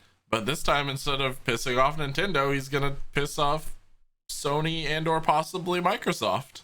And that's one of the things why I think there's somebody in his corner that's just like, oh yeah, we can do this, because before he got sued by Nintendo, he blasted that tweet. Everything is legit. Everything is legal. Nintendo ain't gonna do nothing. Yeah. Nintendo ain't gonna sue me. And then what happened? Mm-hmm. And then that tweet got deleted, and your console got deleted, and then your Game Boy that you were trying to make got created and deleted before it ever existed. Yeah. He's Not only that, he didn't even call the handheld the Soulja Boy. Like, what the fuck? That's what I'm mad about. You can't even name it right. Yeah. Oh Yeah. God. When he started defending his knockoff, somebody was like, "Hey, actually." He's like, at this point, he's literally just the dudes on like the New York corner that are trying to sell like knockoff Versace stuff, like for a discount.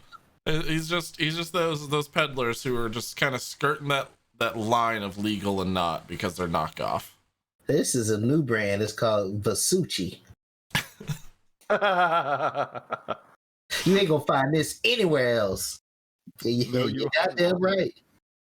Now, if he would have like made the console and made his own games for it, even if it was an emulator, but it like ran ROMs of some game that he made that was just like a Soulja Boy game, kind of like the Kanye Quest game.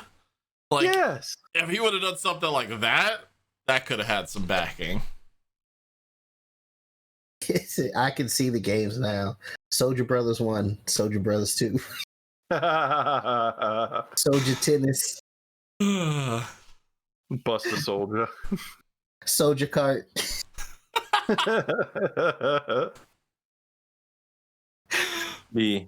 Should be interesting I'd play Soulja to Kart. see what comes. I mean, I might. Depends on who's in it. Oh God. Super Soulja Boy RPG and the Legend of the Seven Stars. Oh my God. Oddly enough, on a completely different spectrum of games, I'm going to ask you the question that was posted at the end of this article.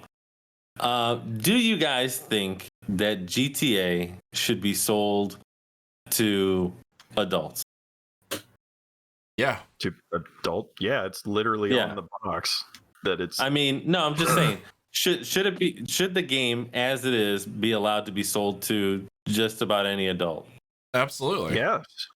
If they're no question. If they're of mentally sound mind and able to walk into a store and purchase a video game of their own accord, yes. I mean, now there's a lot of caveats that you just put in that sentence there. Though. Yeah, I'm aware. But so if that's the case, then are you saying that like people should have some sort of like criteria that they have to meet before they can play a game like this, or is it up to the person themselves to prevent themselves from getting some sort of psychological harm from being exposed to? I think if you know that you have, I say no. Your own I issues. say no. I say absolutely not, because there's no type of caveat like that when purchasing a firearm. Oh, I was gonna say alcohol, but yeah, like there's no caveat, like there's no stipulation to just going off and doing something that is actually harmful. Video games aren't harmful. Yeah. So no. Yet. Yeah, that's what I'm saying. Yet. I mean, so we end up in Sword Art era of life, but yeah. So then we have That's this the bill. difference. Then we have this bill brought by Representative Marcus Evans Jr. from Chicago. I'm just going to call him idiot. Is basically wanting to amend an already existing bill that prevents the sale of these games to teenagers.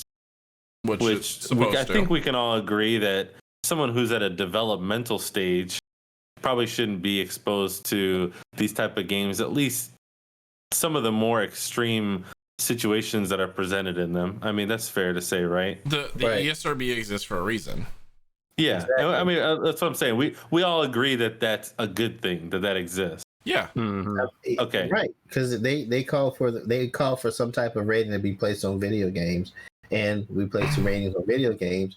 Now, you have parents that are, or whoever. I'm not going to say all parents, but you have parents who don't pay attention to it, or friends whose parents don't pay attention. Somehow, they're still getting into the hands of these younger kids, and they're still blaming the companies for them instead of the sellers. I mean, what happened to the time they were doing like undercover sting operations to make sure that these weren't being sold to minors? I mean, I stopped Again, hearing about those. it's a lot like what you were mentioning before about like we're talking, it's kind of in the same realm as like, don't sell alcohol to minors. Right.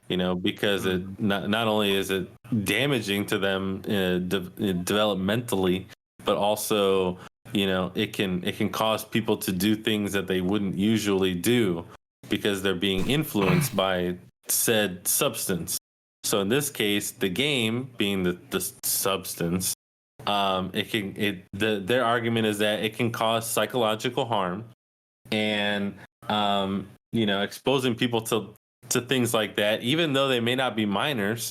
I have to be honest, I can see that being a thing, but again, as an adult, you're responsible for yourself. But at the same time, we're talking about like, okay, like if you have a kid, let's say this kid is 16, okay, 16. Mm-hmm. And he's still under his parents' roof and things like this. And he decides that he's mature enough to play the game. And let's just say in this hypothetical situation that he understands what's right and what's wrong, and what he does in the game it's a game. Sure. Right. But you've got the opposite spectrum of that, where you have an adult who does these things, and then you turn around and unfortunately, draws a very strong parallel to things that are going on, especially in the United States right now, where they turn around and they do things in the game because to them it makes sense. It may not be morally right, but it makes sense for them to go and do these things or do something similar. And I think that is damaging, but I don't know that necessarily means that we should prevent any adult from being able to buy this game. And furthermore, that game being able to be sold at all. Right. Agreed. 100%. So that there's kind of a trade-off there, because it's like you talk about games like Grand Theft Auto, but at the same time you've got games like, what's a good example of a game that's got something in it that really makes me feel uncomfortable? I'm trying to think. There was a Call of Duty that they had to go and omit the airport scene. There's Call of Duty. Call of Duty is one of them. Yeah, and again, from an artistic standpoint, I can see the psychological impact of that being in the game. Like that's something that happens, and when you experience it, but they also ask you, like, do you want to? If they're going to attack this media, then what's stopping them from attacking all media? What's stopping them from eradicating? And that's the thing about it. Anything like, and they specify in this bill that they're trying to pass that it is anyone that is like people against people, anything that is a person murdering a person kind of situation.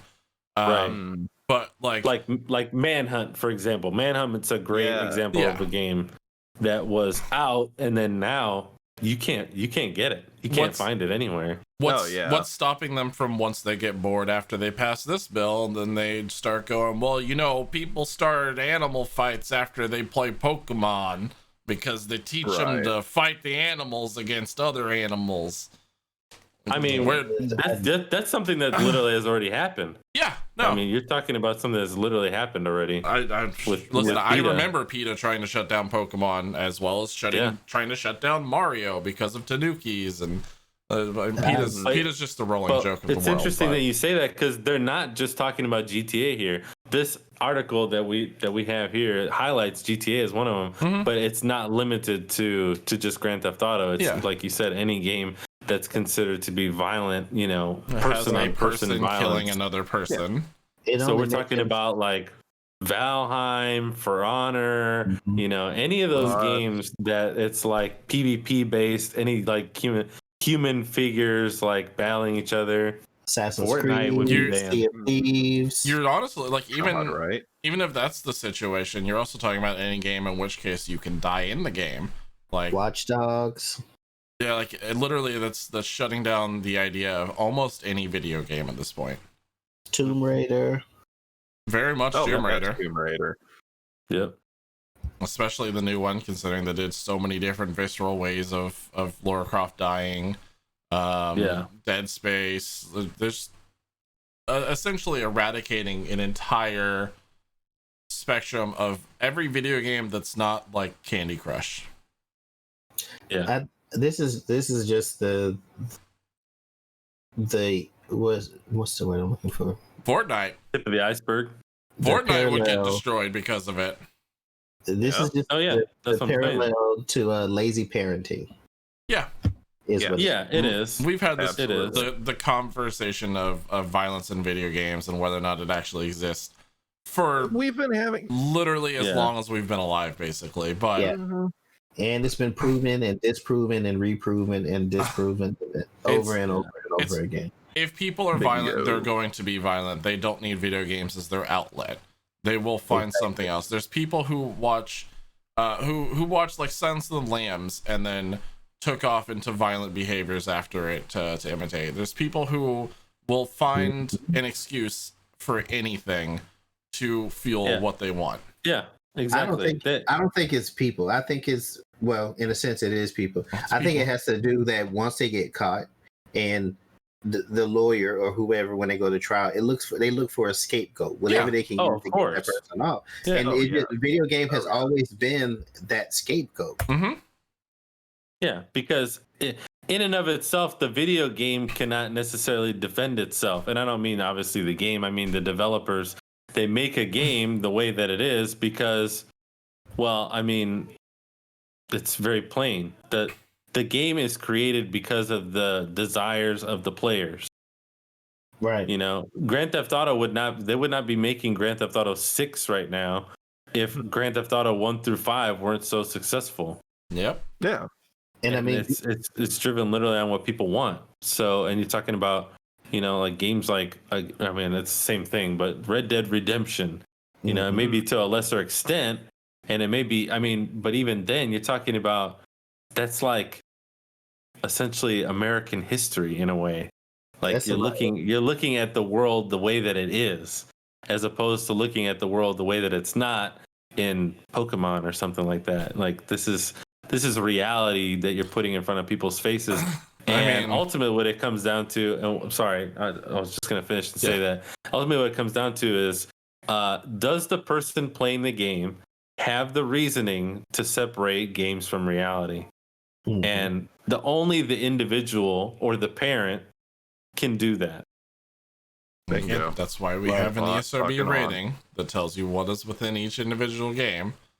And even on the point of like, this is history, it's not like we don't completely wash and recreate American history all the time. No, and I mean, that's one thing that I love about video games is often they take that to another level and make it so that it's educational in a way and fun. Like I mentioned For Honor earlier, like being able to experience like all these different like styles of warfare by playing these characters and, you know, having these one-on-one battles and things like that. Like that's awesome. Age of Empires, one of my favorite like classic RTS games, is one of those where like you can learn a lot from playing those games about history and getting interested in it and things like that. It doesn't have to be about, you know, me and my buddies are gonna create a village and then we're gonna, you know, plan to route the neighborhood, you know, one block over. It's not about that. It's about playing the game. And I feel like these politicians, like you said, that they kind of get bored. Yeah, and they just get bored and they're like, we don't have anything to attack right now. Video games sounds good. Good old reliable video games. What's that thing that got everybody through the pandemic in America? Oh, video games? Let's attack it. I wouldn't be surprised if you went and looked at this guy, went and looked at the background of this guy and found out that, his son or cousin or nephew or something like that is involved in a lawsuit due to some violence, and he's claiming that video games were the cause. Or he's failed school because he played too many video games. Yeah, same type of people that, like that guy years ago who tried to what was it? He had a local law passed where you don't have to wear a seatbelt if you're driving a pickup truck on your own property, because he was tired of getting pulled over going from property to property because he didn't want to wear a seatbelt. Yep. Jesus fucking. Or that one same town, kind of shit. That outlawed dancing because of the accident that the kids got into. That's a movie. Same principle. Yeah. Totally. I was like, hold on, is that Footloose? I was scratching my brain on that one. Like, when the fuck did this happen? Oh my god! But really, just like Jono Breaking 2 Electric Boogaloo, like what the fuck? Just like Jono was saying, and Good King had a point. I mean, video games is a fairly new media. I mean, why haven't they taken this approach with TV shows? TV's been around a lot longer than video games. It's always before video games were out. They did attack TV shows that way. Absolutely. Yeah, it's TV just shows and movies. Video games being video games being a more interactive media, it's more of a target, because then you're not just absorbing what you're seeing, you're participating in what's happening actively. It's also way harder to attack Hollywood than it is to attack individual game companies. And earlier on, before a lot of this, and still around the time of TV, but music was the target. They're like, they're spreading new ideas. All of a sudden, everyone's going to be roaming around the street, smoking their left-handed jazz cigarettes and telling cops to go shove it up where the sun don't shine. You see, like, it's bullshit. I mean, there was also like the Satan scare, like when like metal music was coming up in age and everything. So yeah. In D&D. Oh yeah. Those two things, oddly enough, are there's a great movie that you guys, if you guys know what I'm talking about, you'll appreciate this. But if you haven't seen it yet, it's called Hail Satan with a question mark. And it's a great movie, and they explain how the emergence of Dungeons and Dragons actually started the hate of Satanism as a religion. Yeah, and how those two things are absolutely and completely related. You should go and check it out. It's very eye-opening. You've told me about it before too. I need to see this. It's you'll laugh. You'll laugh. Probably. Don't you love just fucking political slander against things that are absolutely unrelated? Yeah. What I don't like is lawyers and politicians sticking their noses where they don't belong and trying to change the laws to make things work out for them. Yep. So and they're looking to, and I think several you mentioned this, they're looking to amend. It's called the Violent Video Games Law and Criminal Code from 2012. Yeah. It's what essentially made the ESRB. It works in conjunction with the ESRB. But basically they use the Chicago and their surrounding areas. That basically law interacts with the ESRB in a way that, again, it prevents them from selling those games to kids of certain ages. Because the ESRB by itself doesn't necessarily do anything. The states have to set up those laws on their own, or rather, they're allowed to create those laws how they want to. Mm-hmm. Yep. Speaking of which, it looks like Valve is being now ordered to give their information to Apple. Yeah, this is part of the long ongoing lawsuit. Legal case. Yeah, the one between Epic Games over Fortnite versus Apple. Right, the whole that you can't charge tax on a game on your app when we sell the game at this price, and this take has a been cut of the going on profits for for yourself. Yeah, fucking what, a year and a half or something like that now. Easily. We've talked about it several times because there's been several updates over this now, but now Steam is also getting involved into it, or Valve more specifically, and they are asked to hand over 436 games that were also hosted on the Apple Store because of their antitrust case. It is data related to the games, just to clarify. It's interesting that Apple is continuing to try and defend this case in this way, because I feel like everyone's kind of already landed on the same page. I don't see why they haven't come across this in the court case, but I feel like it just doesn't make any sense at all for Apple to be trying to say like, well, we're gonna do this and you can't say anything about it. It's not their software. It's like, not. No, they should be abiding by, what the developers want for their game, or the owners. Like, for example, we're talking about Fortnite, Epic. If Epic says, look, this is what we want, then if they don't abide by it, then say, sorry, Apple, you can't sell your game on our game on your platform anymore. Yeah, just pull the game. Exactly.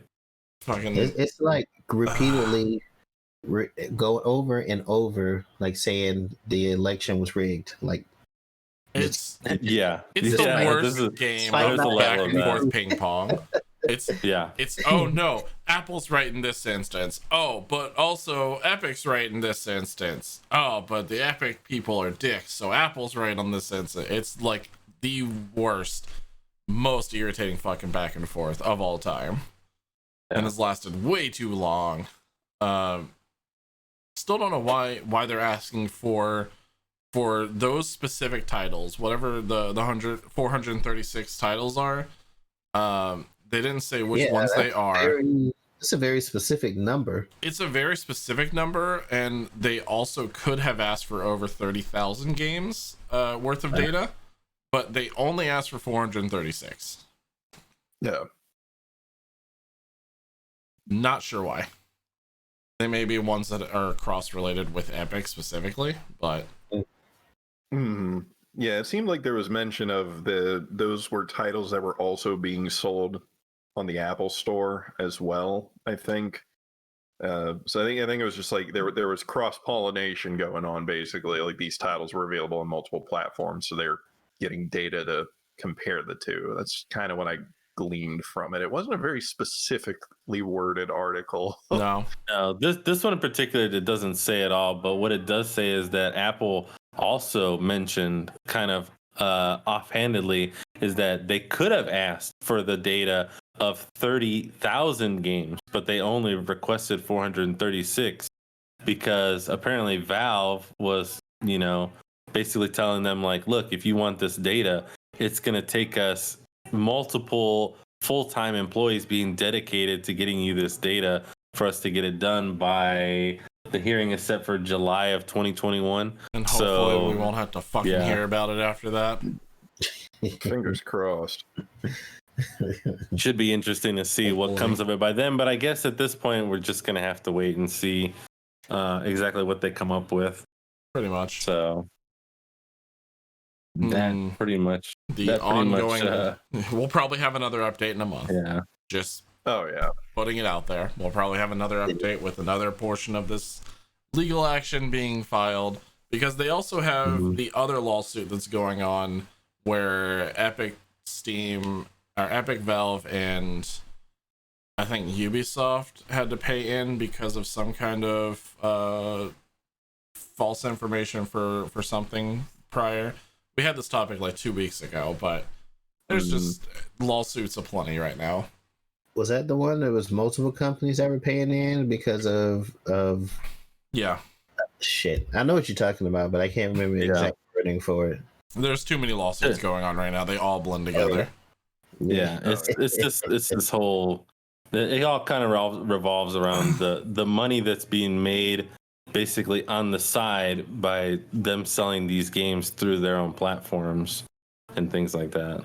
Yeah. So kind of interesting. Well, another thing, speaking of updates, and you mentioned this earlier, the Final Fantasy VII Remake. What platform did you buy it for, Moose? PS4, because I don't have a 5 yet. There's only one platform it's available for right now. Yeah. But they did mention that it was coming to PS5. Yeah. Right. Yeah. And from what I understand, and maybe I'm mistaken, but if you bought it for PS4 and then you get a PS5, you get the PS5 version free, right? Yes, you do. If you get the upgraded version. So and that's what we're about to talk about, the upgraded version now, which is if you get the digital version from the PlayStation Store or the physical edition, there is a specific portion of that because they are releasing Final Fantasy VII Remake for free for PlayStation Plus members in March next month. Right. But that version, they specifically said, no, you can't update that for free. Just to clarify. So if you've purchased the game, purchased the full game, you can get not only that, but when you get your PS5, if you get one, you get this upgrade, which they're calling Intergrade, which is going to be, it's also going to include a character that wasn't in the Final Fantasy VII Remake that's already out, which is, of course, my favorite character, Yuffie. A lot of people's favorite. Ninja Yuffie. That's right. She's going to steal your materia and make you have multiple conversations with her, in which if you don't choose the right one, she'll run away and make you find her all over again.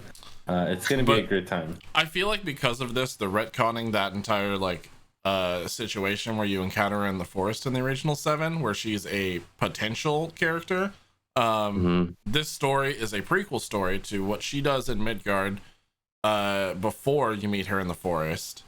Yeah, it takes place separately from the main story of Final Fantasy VII that's going on. It is a purchasable DLC for anyone who wants to get the DLC as well. And they're including new story, new characters. It's what happens with the Wu-Tai Clan kind of funding and pushing forward Avalanche. Chain Clan, yeah, you got it. Yeah. Ain't nothing to fuck with. I mean, honestly, Wu-Tai Clan ain't nothing to fuck with. Yeah, kids. So, but this was all from the PlayStation State of Play, right? Yeah. They announced these. Yep. They announced the upgrade of Final Fantasy VII Remake, the new story with Yuffie. What they didn't announce, but was also kind of slipped under the rug at the same time, that was released in news elsewhere, is that we're getting 2 other Final Fantasy VII games, or 2 other. Before we get to, I just wanted games. to mention, they also mentioned that Yuffie is going to be wearing a Moogle costume in the game. She is. Oh, so I'm excited about that. But yeah, these 2 new games are looking pretty fire. Debatable on one, but that's so. I mean, I would play them. Let's talk about. I would play both of them. Let's talk about the slightly less popular opinioned one first, which is Final Fantasy VII First Soulja. It is a battle royale Final Fantasy game, which should have sold me instantly, but it's a mobile game. But then on mobile, That's the only thing that is the kicker for me. It's if they would have released that on console, I'd have been like, oh, so I do actually like battle royales. I just needed the one. What's inevitably going to happen is, go ahead. Oh, I was going to say, it started to, as I was like, yo, Final Fantasy Battle Royale, and it was kind of it started sounding like a spiritual successor to Comrades, and I'm like, hey, all right, and then they were like, on mobile devices, and I was like,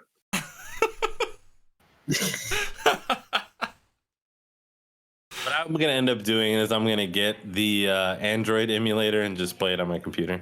Yeah, that's probably what I'm going to end up doing too. BlueStacks all day. Didn't look bad though, honestly. For what it was, did not look bad whatsoever.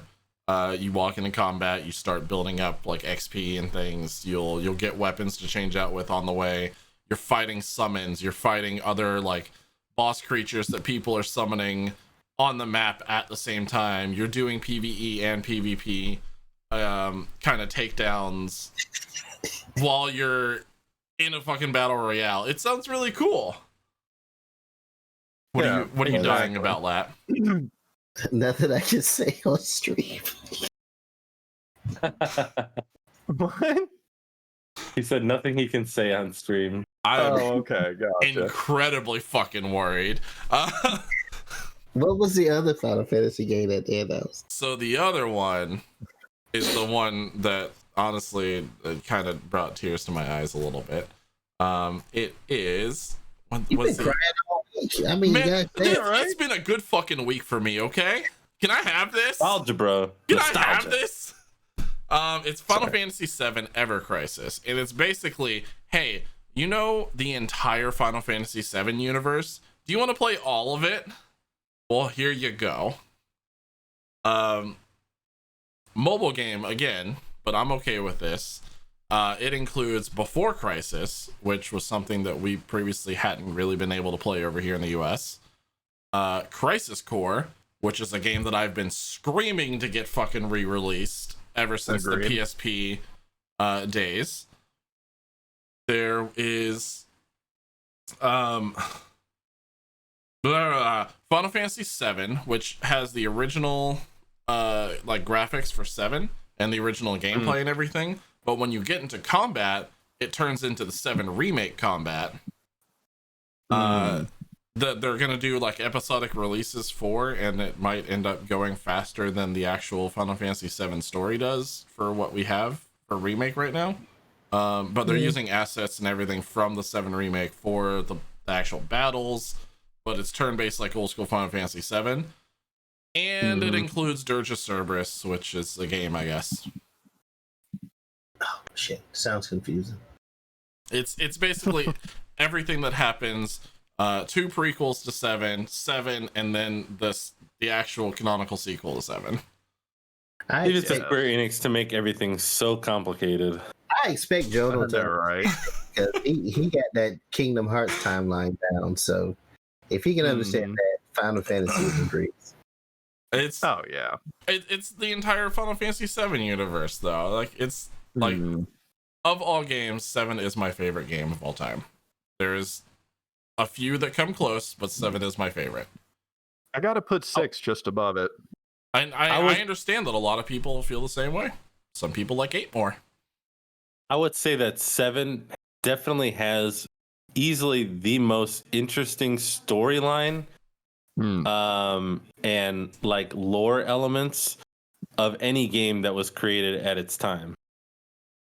It's kind of interesting. It's kind of interesting to see how many things have come out of Final Fantasy VII, but that's just because it's so deep and well made that they were able to do that. It's kind of like for example, Kingdom Hearts has an interesting storyline in that way, but I feel like Kingdom Hearts is a little bit more chaotic because they based a lot of it around the Disney elements. Yeah. Whereas Final Fantasy, it's definitely its own world. It's got its own, feel to it. So when you play it, you definitely feel like you're a part of that world, and you get to experience it, especially from these different games. You get to experience it from different perspectives. And then now they have the remake, which is like a reimagining. But even then, you feel like you're in the original game. It's just being presented, I don't want to say better, but kind of better. It's one of those, like the remake is basically like what we saw in our brains while we were playing that back in 1997. Yeah. It's the re-envisioning of it. But yeah, like honestly, just being able to play every single one of the stories from Final Fantasy VII again, it just hits my heart. Like, yeah, I can't wait until we get to. I mean, we're talking like, I want to say like the last 3 big things that you do. So just in case anybody's listening that has not played Final Fantasy, the last 3 big events that you do in Final Fantasy, that's what I want to see remade. Like it's gonna be a tear-jerking imagery. The end of disc 1 is gonna be absolutely heartbreaking to see an actual full like thing. and then Dude. all of the end of Man, 7. shut up, When we get all this Final Fantasy shit out the way, can I get my fucking Legend of Dragoons going on? Okay. I mean, honestly, I No. feel for you. I really do, because I'm never gonna get Chrono Trigger remake. Yeah, It's just not gonna happen. I feel a little like I was the one who won out of this because of 7 being my favorite game, and the fact that that's the one that ended up getting all of the remake and love after tens of thousands of fan cryouts for years and teases and things. Yeah. 7 Yeah. was my introduction into the Final Fantasy franchise, and it was also the reason I set the franchise on fire. It is what it is. It's, like there's a lot of people who don't like it, and I understand. The first game I've ever put 100+ hours into, and not being able to complete it because of a single mission. I can put 100+ hours in it, and it'll only be breeding chocobos. And I have put over 100+ hours into only breeding chocobos because gold chocobos are bullshit. The goddamn gold chocobos is exactly the reason. That's how it is. That's how it is. Yeah. But yeah, I mean, I don't know. Go ahead. No, I was gonna say, yeah, I spent a lot of time on the chocobo breeding. I finally ended up when I first played the game, I had finally ended up with every color of chocobo finally bred, and I was like, I remember to this day, like I don't remember any of the process, but I just remember flying around in the gold chocobo like I did it. I was like so proud of myself. Like, it's one of the few games where speedrunners piss me off in, because 100% speedrunners flying through chocobo breeding is the most frustrating thing you could ever watch after spending 100+ hours sitting there going, okay, chocobos, now you make a new color. Yeah. Which is the number one reason why I never spent any more time than necessary on chocobos. If I could tell you that I 100%ed the game, I would, but unfortunately that was the only element of the game that I never brought myself to completing. I killed all the weapons, I did all the other stuff, I got all the materia, like if you name it, I've done it. But chocobos, you got me. I didn't fuck with it. I can't wait to see Ruby and Ultima remade. I'm saying, bro. I'm saying. Yes, please. If you can see their health bar honestly, and have it take up a whole screen like it used to. You know what really got me was when they showed the Ever Soldier, the like. Is that a mobile game? Am I mistaken? You talking that's about like the Soldier? mobile version? Right? The one that's like the other remake of 7. That's like the cartoony one. Oh, you're talking about Before Crisis. Before Crisis, yeah, that one. So when I saw the graphics of that, the first thing I thought was, damn it, why can't they just do this to Chrono Trigger and just make my life complete? Like, it doesn't have to be a full Final Fantasy VII remake. I could just go with 3D and I would be happy.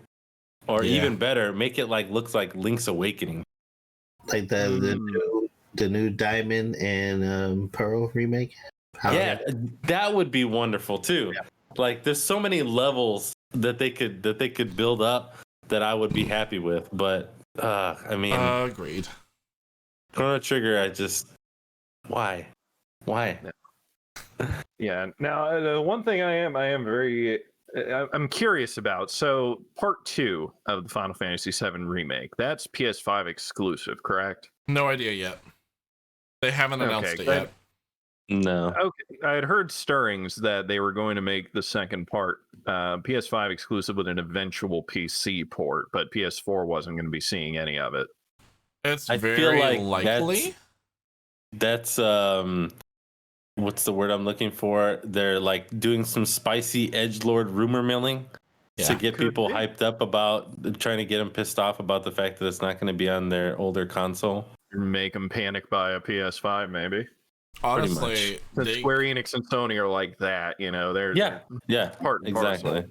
I mean, it was one of the big, large founding companies with Sony. Like they did Not help only that, make a but lot of their people older always, stuff.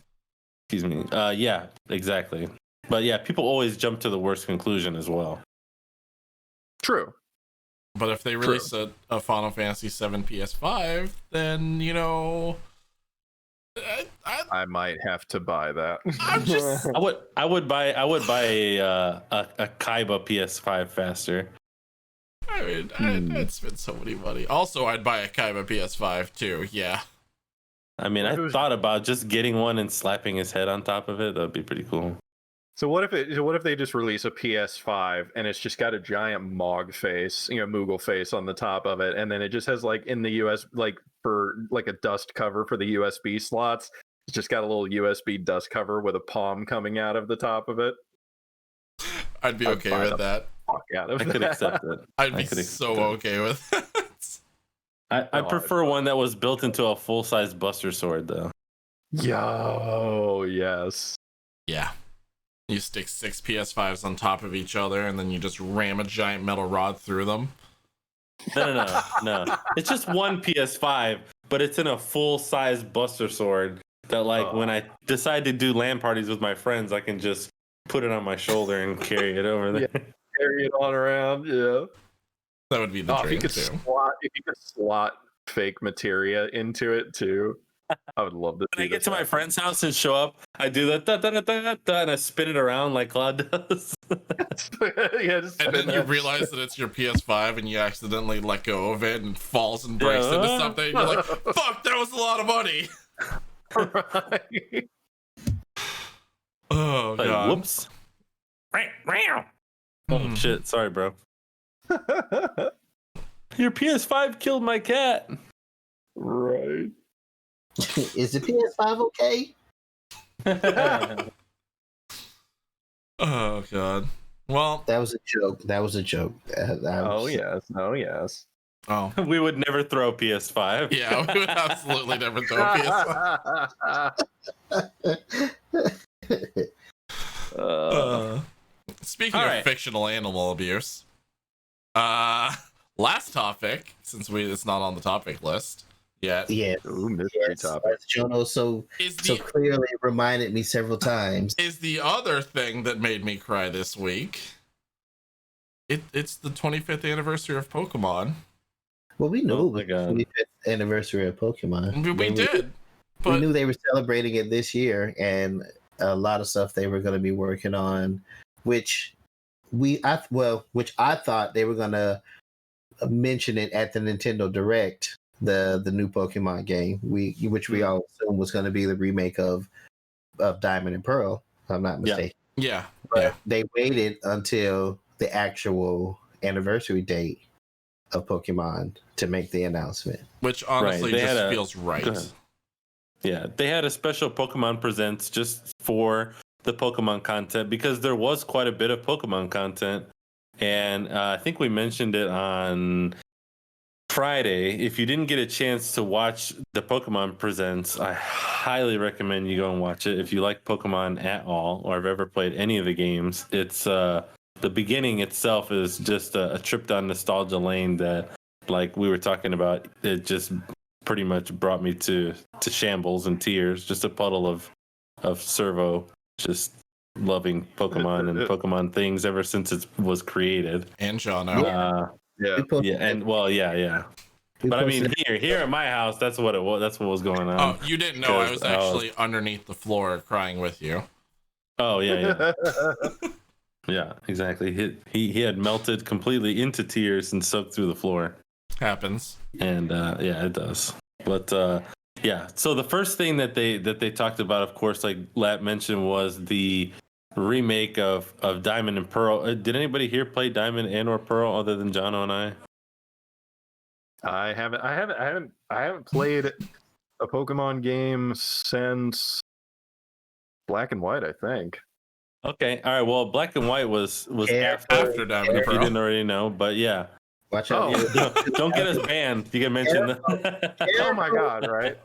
Well, okay. So I played the the two polar colors one, but then prior to that, I think the last one I played was Snap before or after Blue and Red? Snap was after Blue and Red. Snap was after Blue and Red. Yeah, Blue and Red was the original one on the Game Boy. Snap was on the Nintendo 64. Yep. Okay, yes, then Snap. Yeah.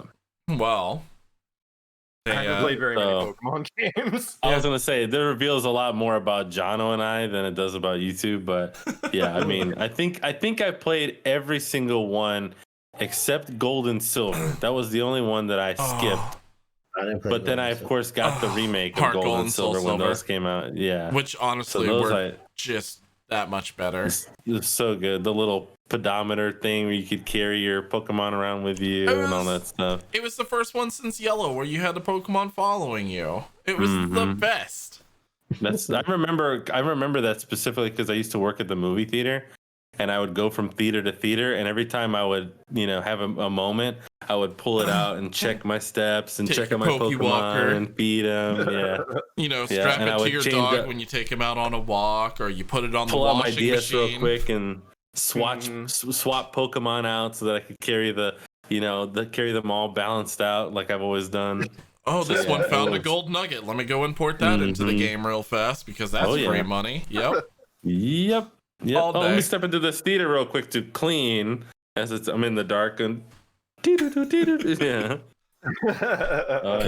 All the time. So yeah. Brilliant Diamond and Shining Pearl are the announcements. Everyone was really worried because the rumors in the week leading up to it were that it was another Let's Go game. But no, they're full remakes of the two very first DS Pokemon game. Yep.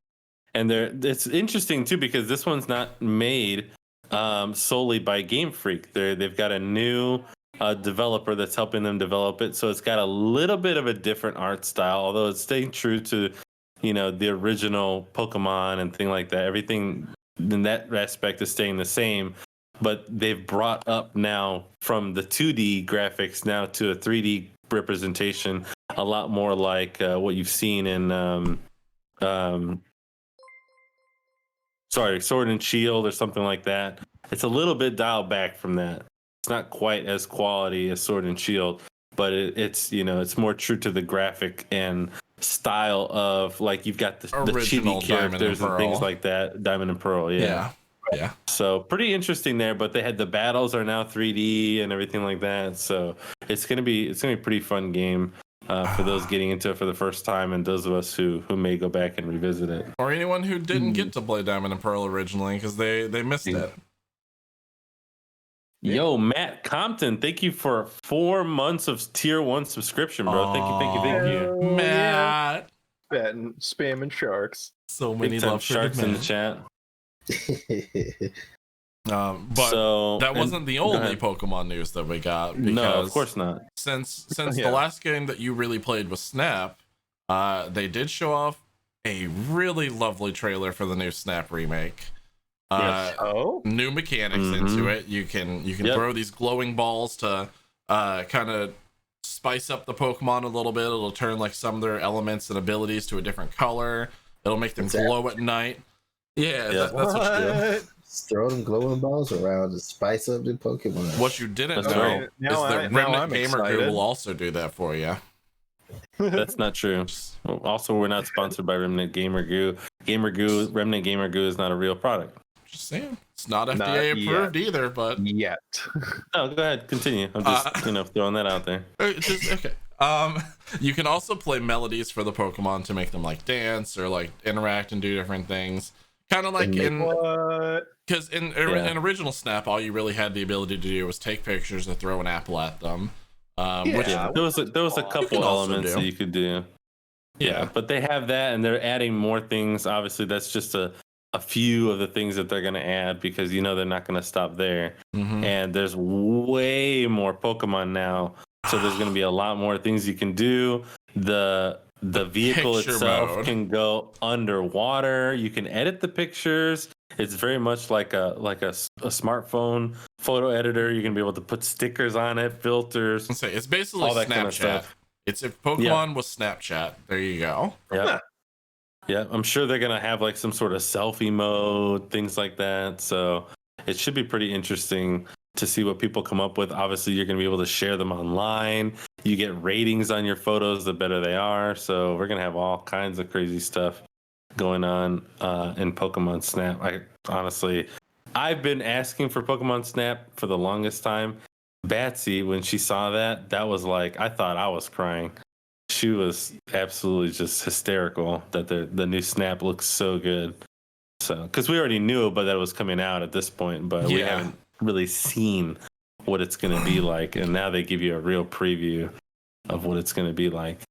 Yep. So then the next big game beyond that, because there was another third game that's coming out. I got to tell you, when I first saw the video, I almost peed myself because I thought it was a Pokemon MMO. I thought at first, because the way that they were doing the original like announcement and narration over it was through like ink paintings, like old feudal Japanese ink paintings, but so I thought it was Nobunaga's Journey 2, the sequel to the Pokemon game that they did release on DS. Yeah. And then it turns out to be a fucking open world RPG Pokemon game. Right. Called and this is supposed to be it's going to be Pokemon Legends Arceus or Arceus or however you pronounce that. However you pronounce it, nobody knows. No, that's not important. But in any case, so it's going to be like a basically a prequel to the Pokemon games where you're going back to like not medieval, but we're talking like it's feudal era Sinnoh, which is pretty rad because you've got the Sinnoh Pokemon, starter Pokemon, Cyndaquil and Piplup and Snivy. Oshawott. Excuse me, Oshawott and Snivy, right? Yeah, Smugleaf. Yeah. So those three Pokemon, they've been saying that they've been brought to this area, and the Pokemon are like basically just wild. There's like very little like domesticated Pokemon, and there's no such thing as like trainers. There's no Pokedex. Yeah, you're going to be creating the first ever. Yeah, the first ever Pokedex. Sorry, so, I'm just also so fucking excited. No, I can't. I mean, I'm trying not to like talk all myself, but it's like one of those things where it's just such a cool concept to go back. Like they've kind of reverse evolved the Pokeballs where there's no button. It's like a little latch on the front.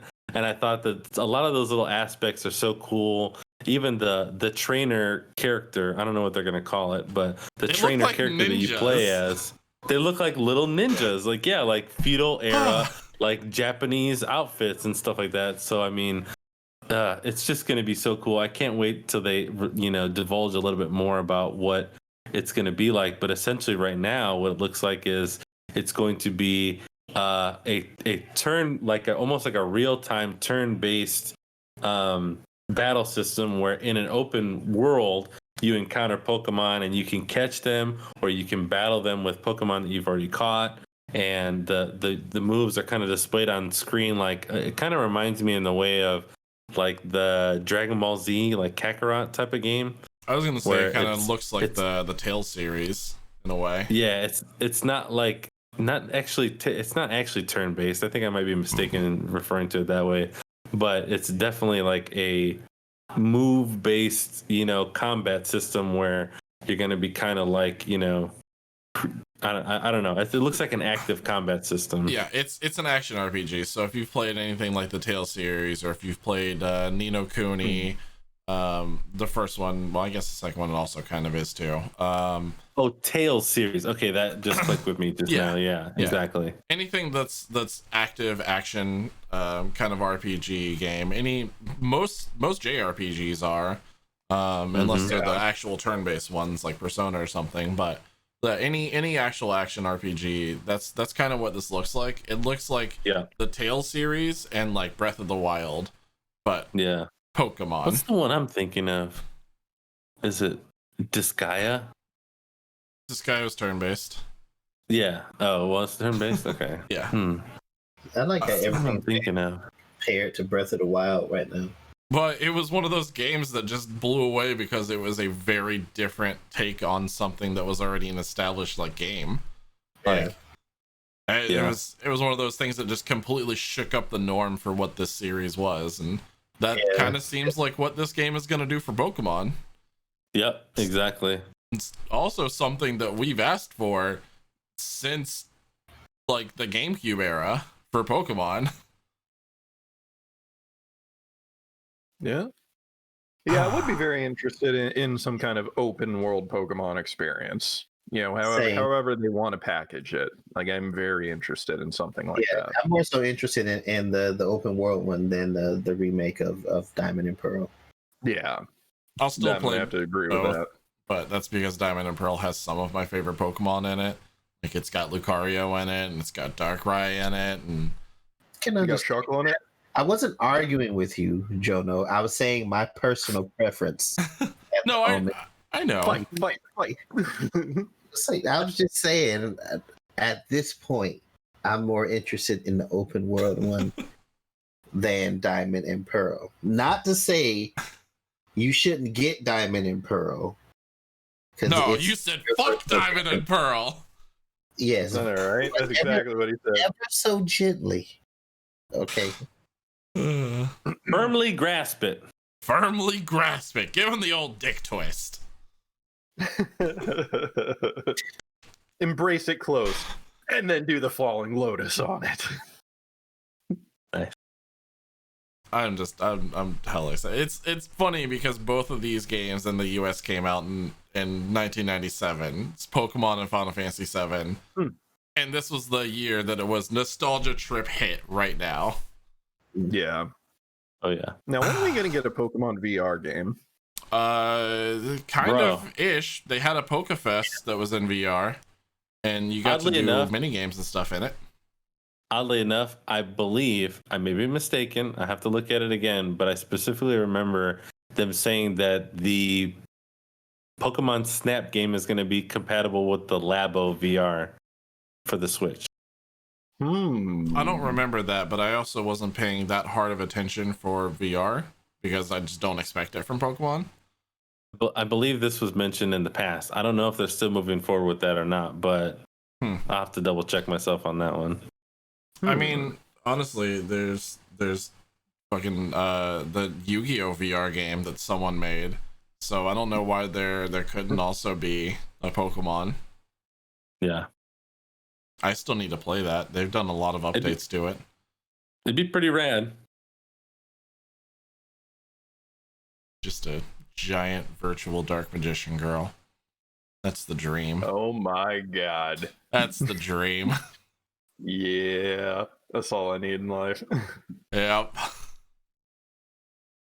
Or a giant virtual Wick or Cynthia.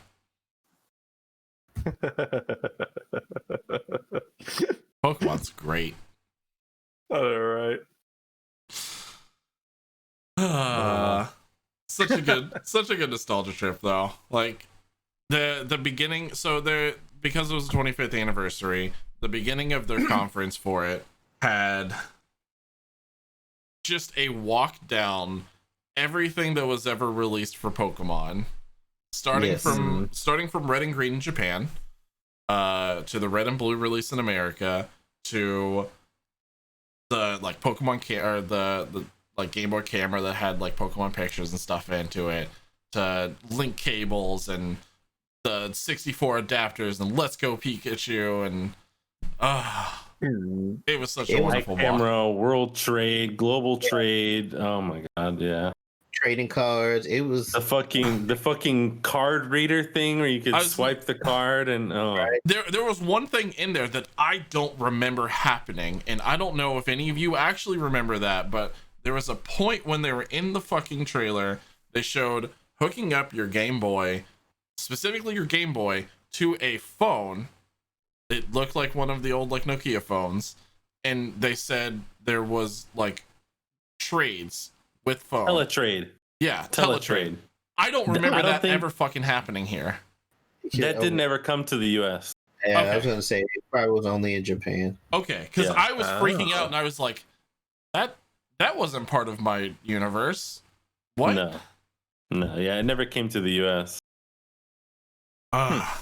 It was that, and then like that whole 25th anniversary catch up thing, and then I don't know if any of you guys watched. I watched the full virtual concert for Post Malone. Very mixed feeling on it, but yeah, I only liked one part, and I'll give you 2 guesses as to what it was. Is it Bop and Vapor, or not Vaporeon, Umbreon? Because You absolutely got it. Yeah, everyone so on the good. internet has lost their shit to fucking Bop and Umbreon. It was so good, man. As soon as I saw that, I was like, "That's my Pokemon. He's doing the fucking cat jam. I'm good. I'm So good." now, since you guys watched the concert, did Post Malone perform that Hootie and the Blowfish song, the Poke 25 He version, did. or was that just released as a video? It was released both. It was during the virtual concert and the release, which honestly everything seemed like it was pre-recorded, considering they kept doing bleeps and cutouts. And I'm like, it seems like a really weird thing that like Post Malone shows the songs that specifically have things that would be bleeped out into them. Like, yes, they were some of his most popular songs, but seemed kind of weird to me. But also like that Hootie and the Blowfish, the cover, it's okay.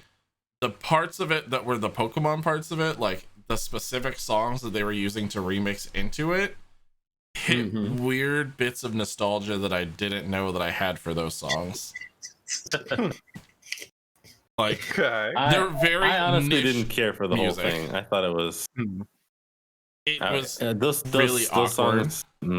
Yeah, I just. Yeah, like, I mean, for me, just looking on the outside, looking in, it seemed kind of bland. It was. But I mean, I guess they were playing it safe because I mean, Post Malone's not your, I guess, cookie cutter rapper. I guess it was really weird to see a Pokemon version of a dude with a grill and tattoos. Yeah. Yeah. I think that's one of the things that really kind of like threw it off was like, what is an odd this? juxtaposition of things. Yeah. How many other characters in Pokemon have tattoos? Several actually, but they're not anything like what he had. Like where his were like actual redone versions of tattoos. A lot of them are like Team Skull has tattoos. Right. There's Team Aqua and Team Magma who have their like team insignias, like the Alpha and Omega symbols tattooed onto them, but they look more like colorized, just pictures onto them, kind of thing. Yeah, or like on the I forget, it was Sun and Moon. They had some of the, I think the tribal guy, he had like tattoos. Yep. Some of the gym leader people had like tribal tattoos and things, but they like kind of fit with obviously the culture for it that they were going with. Right. But like the Yell biker grunts. trainers and stuff, you know, they have very like stereotypical type of outfit, but we've never had anybody who's like, I want to say like a hip hop type of personality. Yeah. In the game. In that style, usually it's like very reserved, you know, like it's obvious that, you know, they're, I don't know how you would put that, but like they have those elements that makes it obvious that they're a music artist of some type, and then that's it. Like they usually have headphones or something, you know what I mean? Yeah. Like there's no other way to know that they would be like that. It's like if you put Daft Punk in Pokemon, you would just be like, okay, what is he, a robot? Like, Right. That'd be pretty awesome. I kind of I would be. I wouldn't mind seeing I would too. like a Pokemon version of Tekashi 6ix9ine or a Pokemon version if you got to do of Beyonce, or you know, I want to see if there's anyone out there that does Pokemon art that can do these renditions. Get in contact with us immediately. think about a dual battle, but with Daft Punk, like a 2-on-2 battle, and it's Daft Punk and you. Yes. What would their Pokemon even be? I don't know. Alakazam or something? Shuckle and another Shuckle. Always Shuckles. Always Shuckles. Always. when you said that though, Tekashi 69 in Pokemon, like his like album covers and stuff already kind of make him look like an anime character. So then I just automatically translated that to him being a trainer and being like, you know, she get down and gobble gobble, love the money. Like, just like, oh fuck. Like, He can be the villain in the next Pokemon. I'm telling you, it can work. You heard it here first, Game Freak. Make Tekashi 69 the villain in the next Pokemon game. He just like rolls up on you after you like exit the gym and he's like, yo, your girl sucked my dick. You're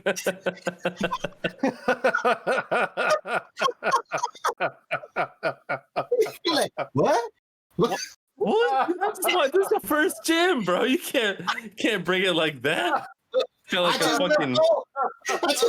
What girl? He's got like a level 60 Charizard with like golds in his mouth and like he just fucking incinerates you and your Pokemon. I don't even know if I'd be upset about that. His fucking Metang is like murdered out and just runs you over. I'm telling you, we need to make this happen. Make this happen. Please. God. Please make this happen. You know what? I'm starting a petition. Tekashi 69 is the villain in the next Pokemon game. You're gonna tweet out Game Freak now and Tekashi 69. I'm jumping. That's a good idea. Hold on. I'm jumping into Photoshop after this to make a murdered out Metang. Our Twitter is about to be just fucking littered with people going, "Who the fuck are these people?" How are they creating these quality memes out of nothing? Hell yeah. Somebody stop them, Oh my please. god, that's amazing. God. Can't be stopped. Never will be stopped. Can't stop, won't Except stop. that it's time to do the thing. Yeah, The thing which can't stop, won't stop. we must do. But we have at the to end stop. of the stream. No, not that thing. Oh, get naked? Woo! That thing? How do you spell Tekashi 69? It's got a 6 and a 9 in it. HI space 69. Wait, no. Well, I meant what's his Twitter? Oh, hold on, I can tell you. I just looked it up myself.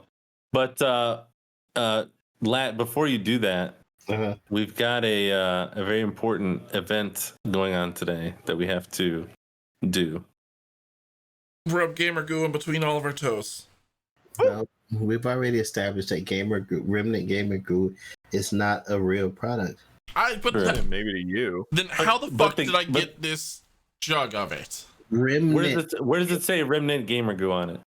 I don't know. I got it from some dude. He said it was an actual product. Now you sound like that car salesman Servo was dealing with earlier on. Yeah, right. Yes. Did you pay a $900 document fee to get that Remnant Gamer Goo? I'm not confirming or denying any document fees. You don't. That's what I thought. That's what I thought. So Lat, how about that their giveaway? Oh, we are giving away a World of Warcraft package. I like how you put together the package and you got confused what it was. I forgot the order. I did so far ahead that I can't remember which one. I was like, wait a minute. Yeah, World of Warcraft. Warcraft. Yeah, we're giving away a Warcraft. And if you want to enter, type in For the Horde. exclamation Warcraft. Have the giveaway already set up in the chat. But we don't have a chat bot. Just gonna take a manually. Yeah, we just take it. Yeah, we just take it manually over here. Yeah. So those of you who are listening and are confused, today is giveaway day. It's the last Sunday podcast of the month. So as such, we are doing a World of Warcraft giveaway. We're doing a different theme giveaway every month. So join us in the last Sunday specifically of the month to join in. And of course, today is going to be the World of Warcraft one. So type in the chat exclamation point Warcraft and you will be entered into the giveaway, which we will be deciding who the winner will be immediately after you guys finish putting your commands in. I'm also confused. Yeah, no, I'm explaining it now. Question: you'll be in good shape by the time I get done talking. Hashtag for the horde. Hashtag Sylvanas did nothing wrong. My man. Yeah, fuck Sylvanas and her stupid redemption arc, which is inevitably coming. I would. Yeah, like hands down, top tier. 100%. Live or dead.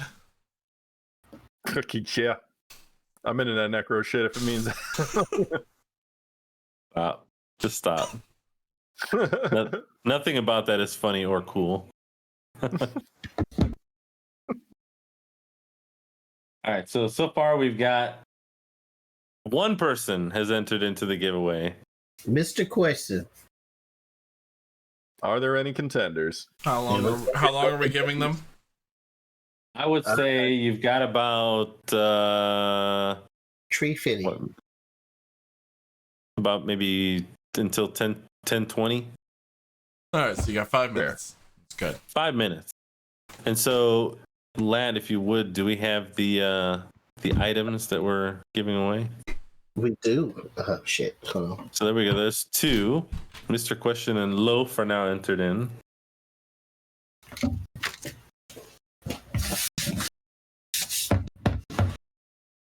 All right, enough of that. My ears are already ringing. Every time he does tap tap, it's like boom, boom, boom. Just beating on your head. Yeah. I could turn it off, but that's not as fun. Yeah. Defeats the whole purpose of having the headset in the first place. I agree.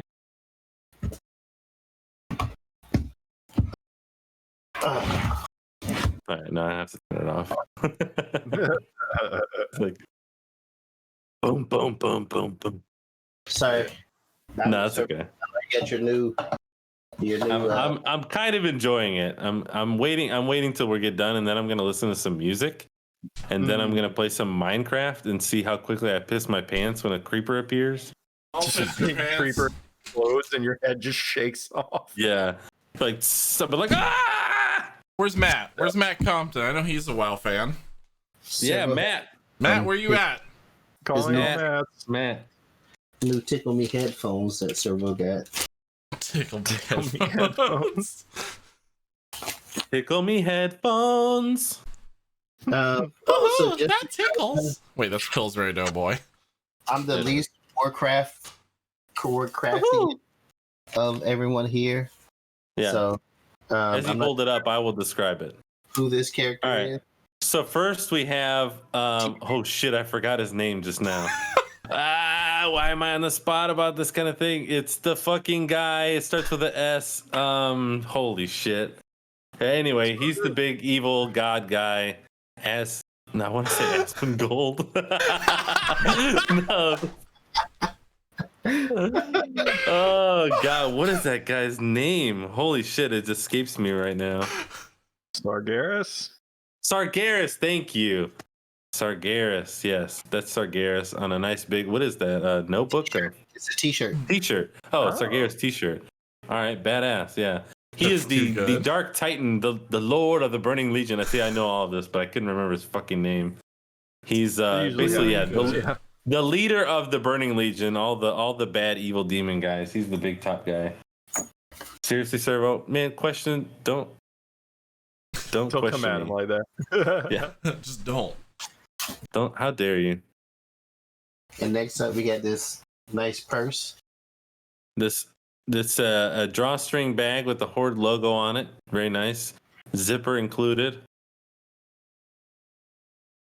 feel like I'm on the Home Shopping Network right now. There's the back. Yeah, there's the back. If you guys call now, you'll get absolutely nothing. It's a giveaway. I think I just need to start swinging around a real samurai sword. They always sell those on there, right? Don't forget, you can get all of these and more if you type in !Warcraft in the chat now. There it is. There's the World of Warcraft official cookbook, which has some real world recipes based on in-game recipes in the game, from the game. Yes. It's legit. Jazzerdog bought that for his brother, and they made some stuff out of it. This was pretty good shit. Some of the recipes they have are bloodberry tarts, some Grandfather's winter ale, some dragon breath chili, and ancient Pandaren spices. There's Matt. There he is. Hey Matt, type exclamation Warcraft in the chat if you want to be entered into a WoW giveaway.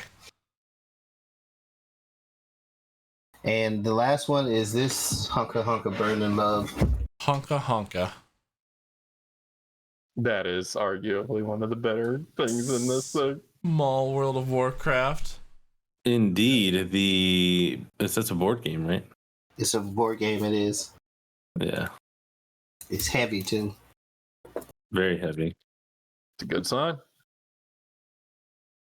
For 2 to 5 players, small world, Warcraft theme from Blizzard and Days of It's like a land taking over type of game where you're on these different islands and you have different pieces and like places that you can move around, and it's like Is it all the different continents from WoW?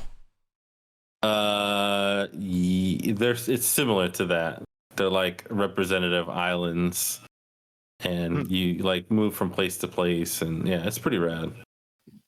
I'd play WoW. But it's kind of like it's like a Risk. Yeah, it's like a Risk-esque type of game. Yeah, I'd play WoW Risk. That sounds fun. Sounds like a new Pokemon. WoW Risk. It's like a walrus type of Pokemon. Yes, it is. All right, so we reached past our limit. We have reached past our limit. Why was everyone typing exclamation Warcraft? Good King sneaks it in just at the last second. Look at him. All right, so we got 4, right? One winner gets all of it. That's right. Winner take all. There can only be one. You guys got it, or you want me to randomize it for you? I think Lat's got it. Okay, I was gonna say I've got it pulled up already if you need it. And winner is. We do this last Sunday podcast of every single month. Yes, Good King.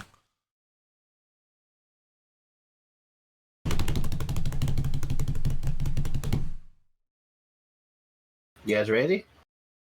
I drum rolled. Oh, is that what that was? Let's go! No one, none of you get it.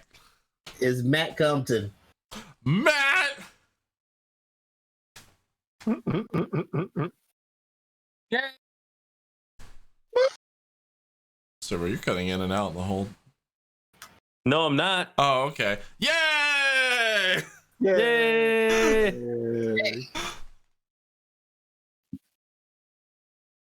So Matt's the winner. Matt, message us where you want us to send it, and we'll get it out in the Discord in a private message. No, just send it right there in general chat. Don't do it. Don't do that. Please don't do that. Yeah, don't listen to Jono. Please. You're gonna get a lot of weird mail if you do that. Half it's gonna be from me. The other half will be from me. Jesus. Yeah. Hope you like toenail clippings, Matt. Oh. Okay. Oh dear Lord. Freshly squeezed. Anyways, on that note, on that fucking note. That was our giveaway. Thank you everybody for hanging out tonight. We'll do a one again next. How many days is next month? March is 31, right? Oh shit! Yeah. Wait. January, February. Yes, March is 31. Okay. Yes, it is. Okay. So it'll be on the 28th. Correct. Yeah, exactly. March 20. Oh, that's the day before my birthday. Mm-hmm. Yep. Well, look at that. You get to win a prize and tell Lat happy birthday. That's almost a bonus in and of itself. Bingo. It's true. Yeah. It's very true. Jar or no jar. And All right, so I have a hint. Our giveaway next month may have something to do with the hunting of monsters. No. My Little Pony? Right? Yes. Little Pony. Okay. Got To it. catch a predator? Don't How be- did we call that merch? Yes. Exactly. It's not technically wrong. No. I just realized if I reel that way, I'm reeling towards Moose on screen. Come on over. Oh god. Well, there's your hint for next month's giveaway. That's right. So hopefully we'll see you guys back here either next Sunday for the next podcast, on Friday for our next D&D game night, or on Wednesday for Survival Boys. You guys know what you're playing on Wednesday? God, I don't know what I'm doing tonight. That's something we generally figure out. Generally, I'll message Jonna around like 6:30 or 7 and be like, "Yo, what are we playing tonight?" Don't fucking lie to me. You message me at about 8 o'clock and you go, "Dude, what are we doing in an hour?" That's very. What do I need to install? Hurry! And I'm like, "We're doing that is this." extremely fair. Yes. Well, probably honestly either going back to Labyrinthia or playing the forest, because we have to get our stuff back and actually get through that cave. Yeah. Gotcha. Funny enough, Sounds good. I don't know if the devs of Labyrinthine were listening to us or not, but we had like a full-on constructive bitch session at the end of our Labyrinthine play last time we did it. And then over the course of the following week, they released patch notes, and it was basically a list of like everything we griped about. And we were like, yo, you said that to me, and I'm like, were they listening? Constructive bitch session is my new favorite thing now. Thank you. Hey, it works. When it works, it works. And honestly, it did work. Like, when I saw the list, like, not even 4 days after we bitched about everything that was in there, and I saw the entire patch notes, and I immediately messaged Moose and was like, "Hey, so do you remember everything we said at the end we complained about?" Yeah, like it was spot on too. Like I was like, "Whoa, okay." Except there was no patch notes that said that they fixed us glitching the pigman. So also true. Hopefully that'll still work. Yeah. Yes. I'm just saying it's one of the first things that I'm gonna try. Yep. So yeah, so sounds pretty good. What about individual streams coming up this week? Anything special we got going on? Jono? Minecraft and Survival Boys. Mm-hmm. I'll be Dead Cells and Dead Cell. I may have a dependent, since Dead Cells is a fucking start over adventure like you wouldn't believe. I may be trying a new indie game called My Aunt is a Witch, which is like a 1 to 2 hour game that I can quickly knock out. So it's about a little boy who gets sent to live with his aunt by his stepmother, and his aunt sends him to, he finds out she's a witch, and she sends him to like the witching academy just to get in like good graces with them after she's been kicked out. So it's another narrative game that I'm so stricken with at the moment. Hey, you like what you like. That's how I learned that I really, really enjoy survival games. Yeah, and I didn't know I liked them until last year, or a year before. When did I play? I mean, it was last year. It's one of those genres that once you find the game that you like, it really makes you want to branch out and like try and play other survival games. Yeah, and I think it has to do with me being in part a writer, so I like those narratives, and reading comics always provided that narrative with that art style. So that really sticks out to me, real. So honestly, you should look into The Longing. It's a game where you're playing as a guy who was told that he's stuck down inside of this like catacomb, like chasm kind of thing, and he has to be there for like 3,000 something days. And you can literally sit there and actually let the timer run out and do that. But then you also can just wander around and try to find your way out of it. And you're coming across random other people that are trapped down there and like talking to them and trying to understand what their story is and why they're down there. So that might also be something up your alley. The long game? Uh-huh. I have to write it down. Remember. Yeah. Actually, yeah. And then, of course, on my channel, we'll be doing tomorrow. It'll be Minecraft. We'll be doing another collab stream with Jack. I think we're going to be doing a different challenge mode each week. So we did Nomad mode last week.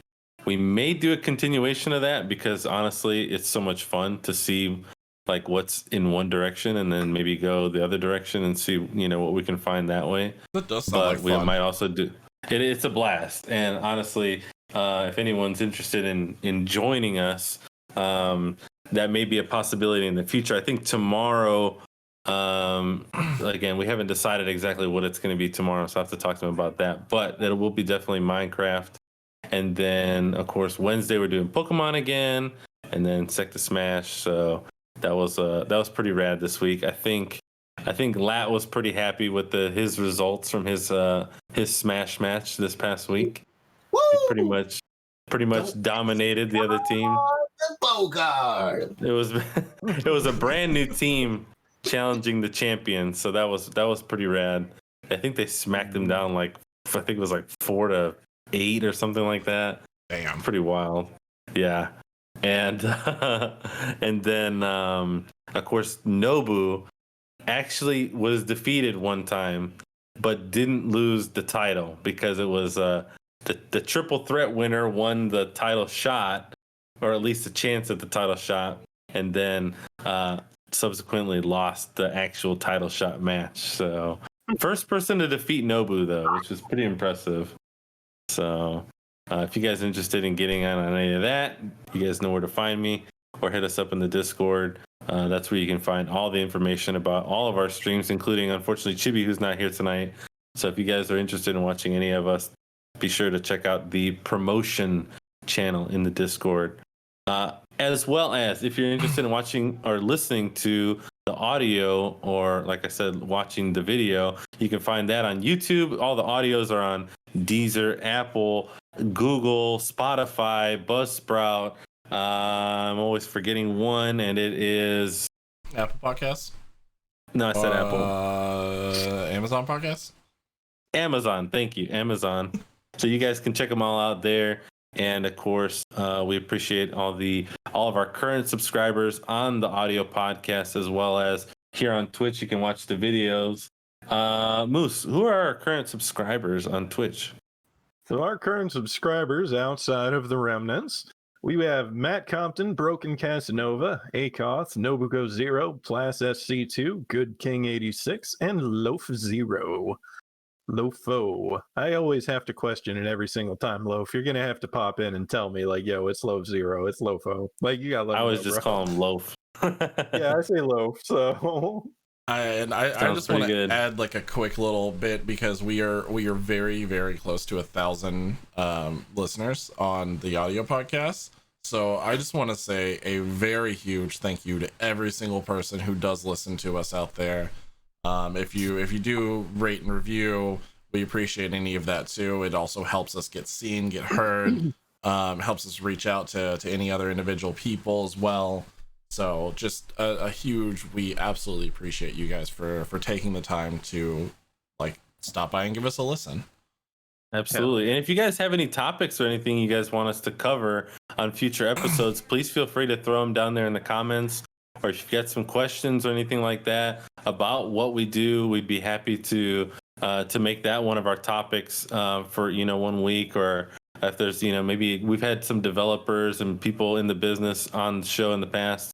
So if there's anything you guys are interested in that you think would be fun to incorporate into the show, hey, maybe we can even get one of our viewers on the show that if they're interested. So put it down there in the comments on the podcast, or throw it in the chat. Join us on Twitch during the live stream if possible, and let us know what you guys think. send us some info on Discord. We also have an email that you can send things to as well. It's all on our website. Just remnantgamers.com. Mm-hmm. Mm-hmm. Mm-hmm. Mm-hmm. Mm-hmm. Mm-hmm. All right, and this is how we And lose with all of our that- listeners.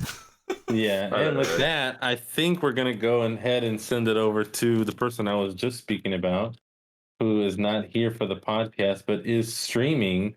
We're gonna send it over to Chibi Serenade. So we're gonna go ahead and check her out. You guys show her our appreciation. And it looks like she's playing one of her favorite games, Disgaea. Everyone go spam the drink water command for her. Yes, please do. So she has to drink tons of water. And if she's not drinking Dasani, we need you to roast her for it. Oh yeah, absolutely. She literally talks about only drinking Dasani. Yeah, that's actually what she's known for. Okay, absolutely. All right, guys. Until next time. Thank We you so love you. much. Good night. Bye. Peace out, Cub Scouts. Question.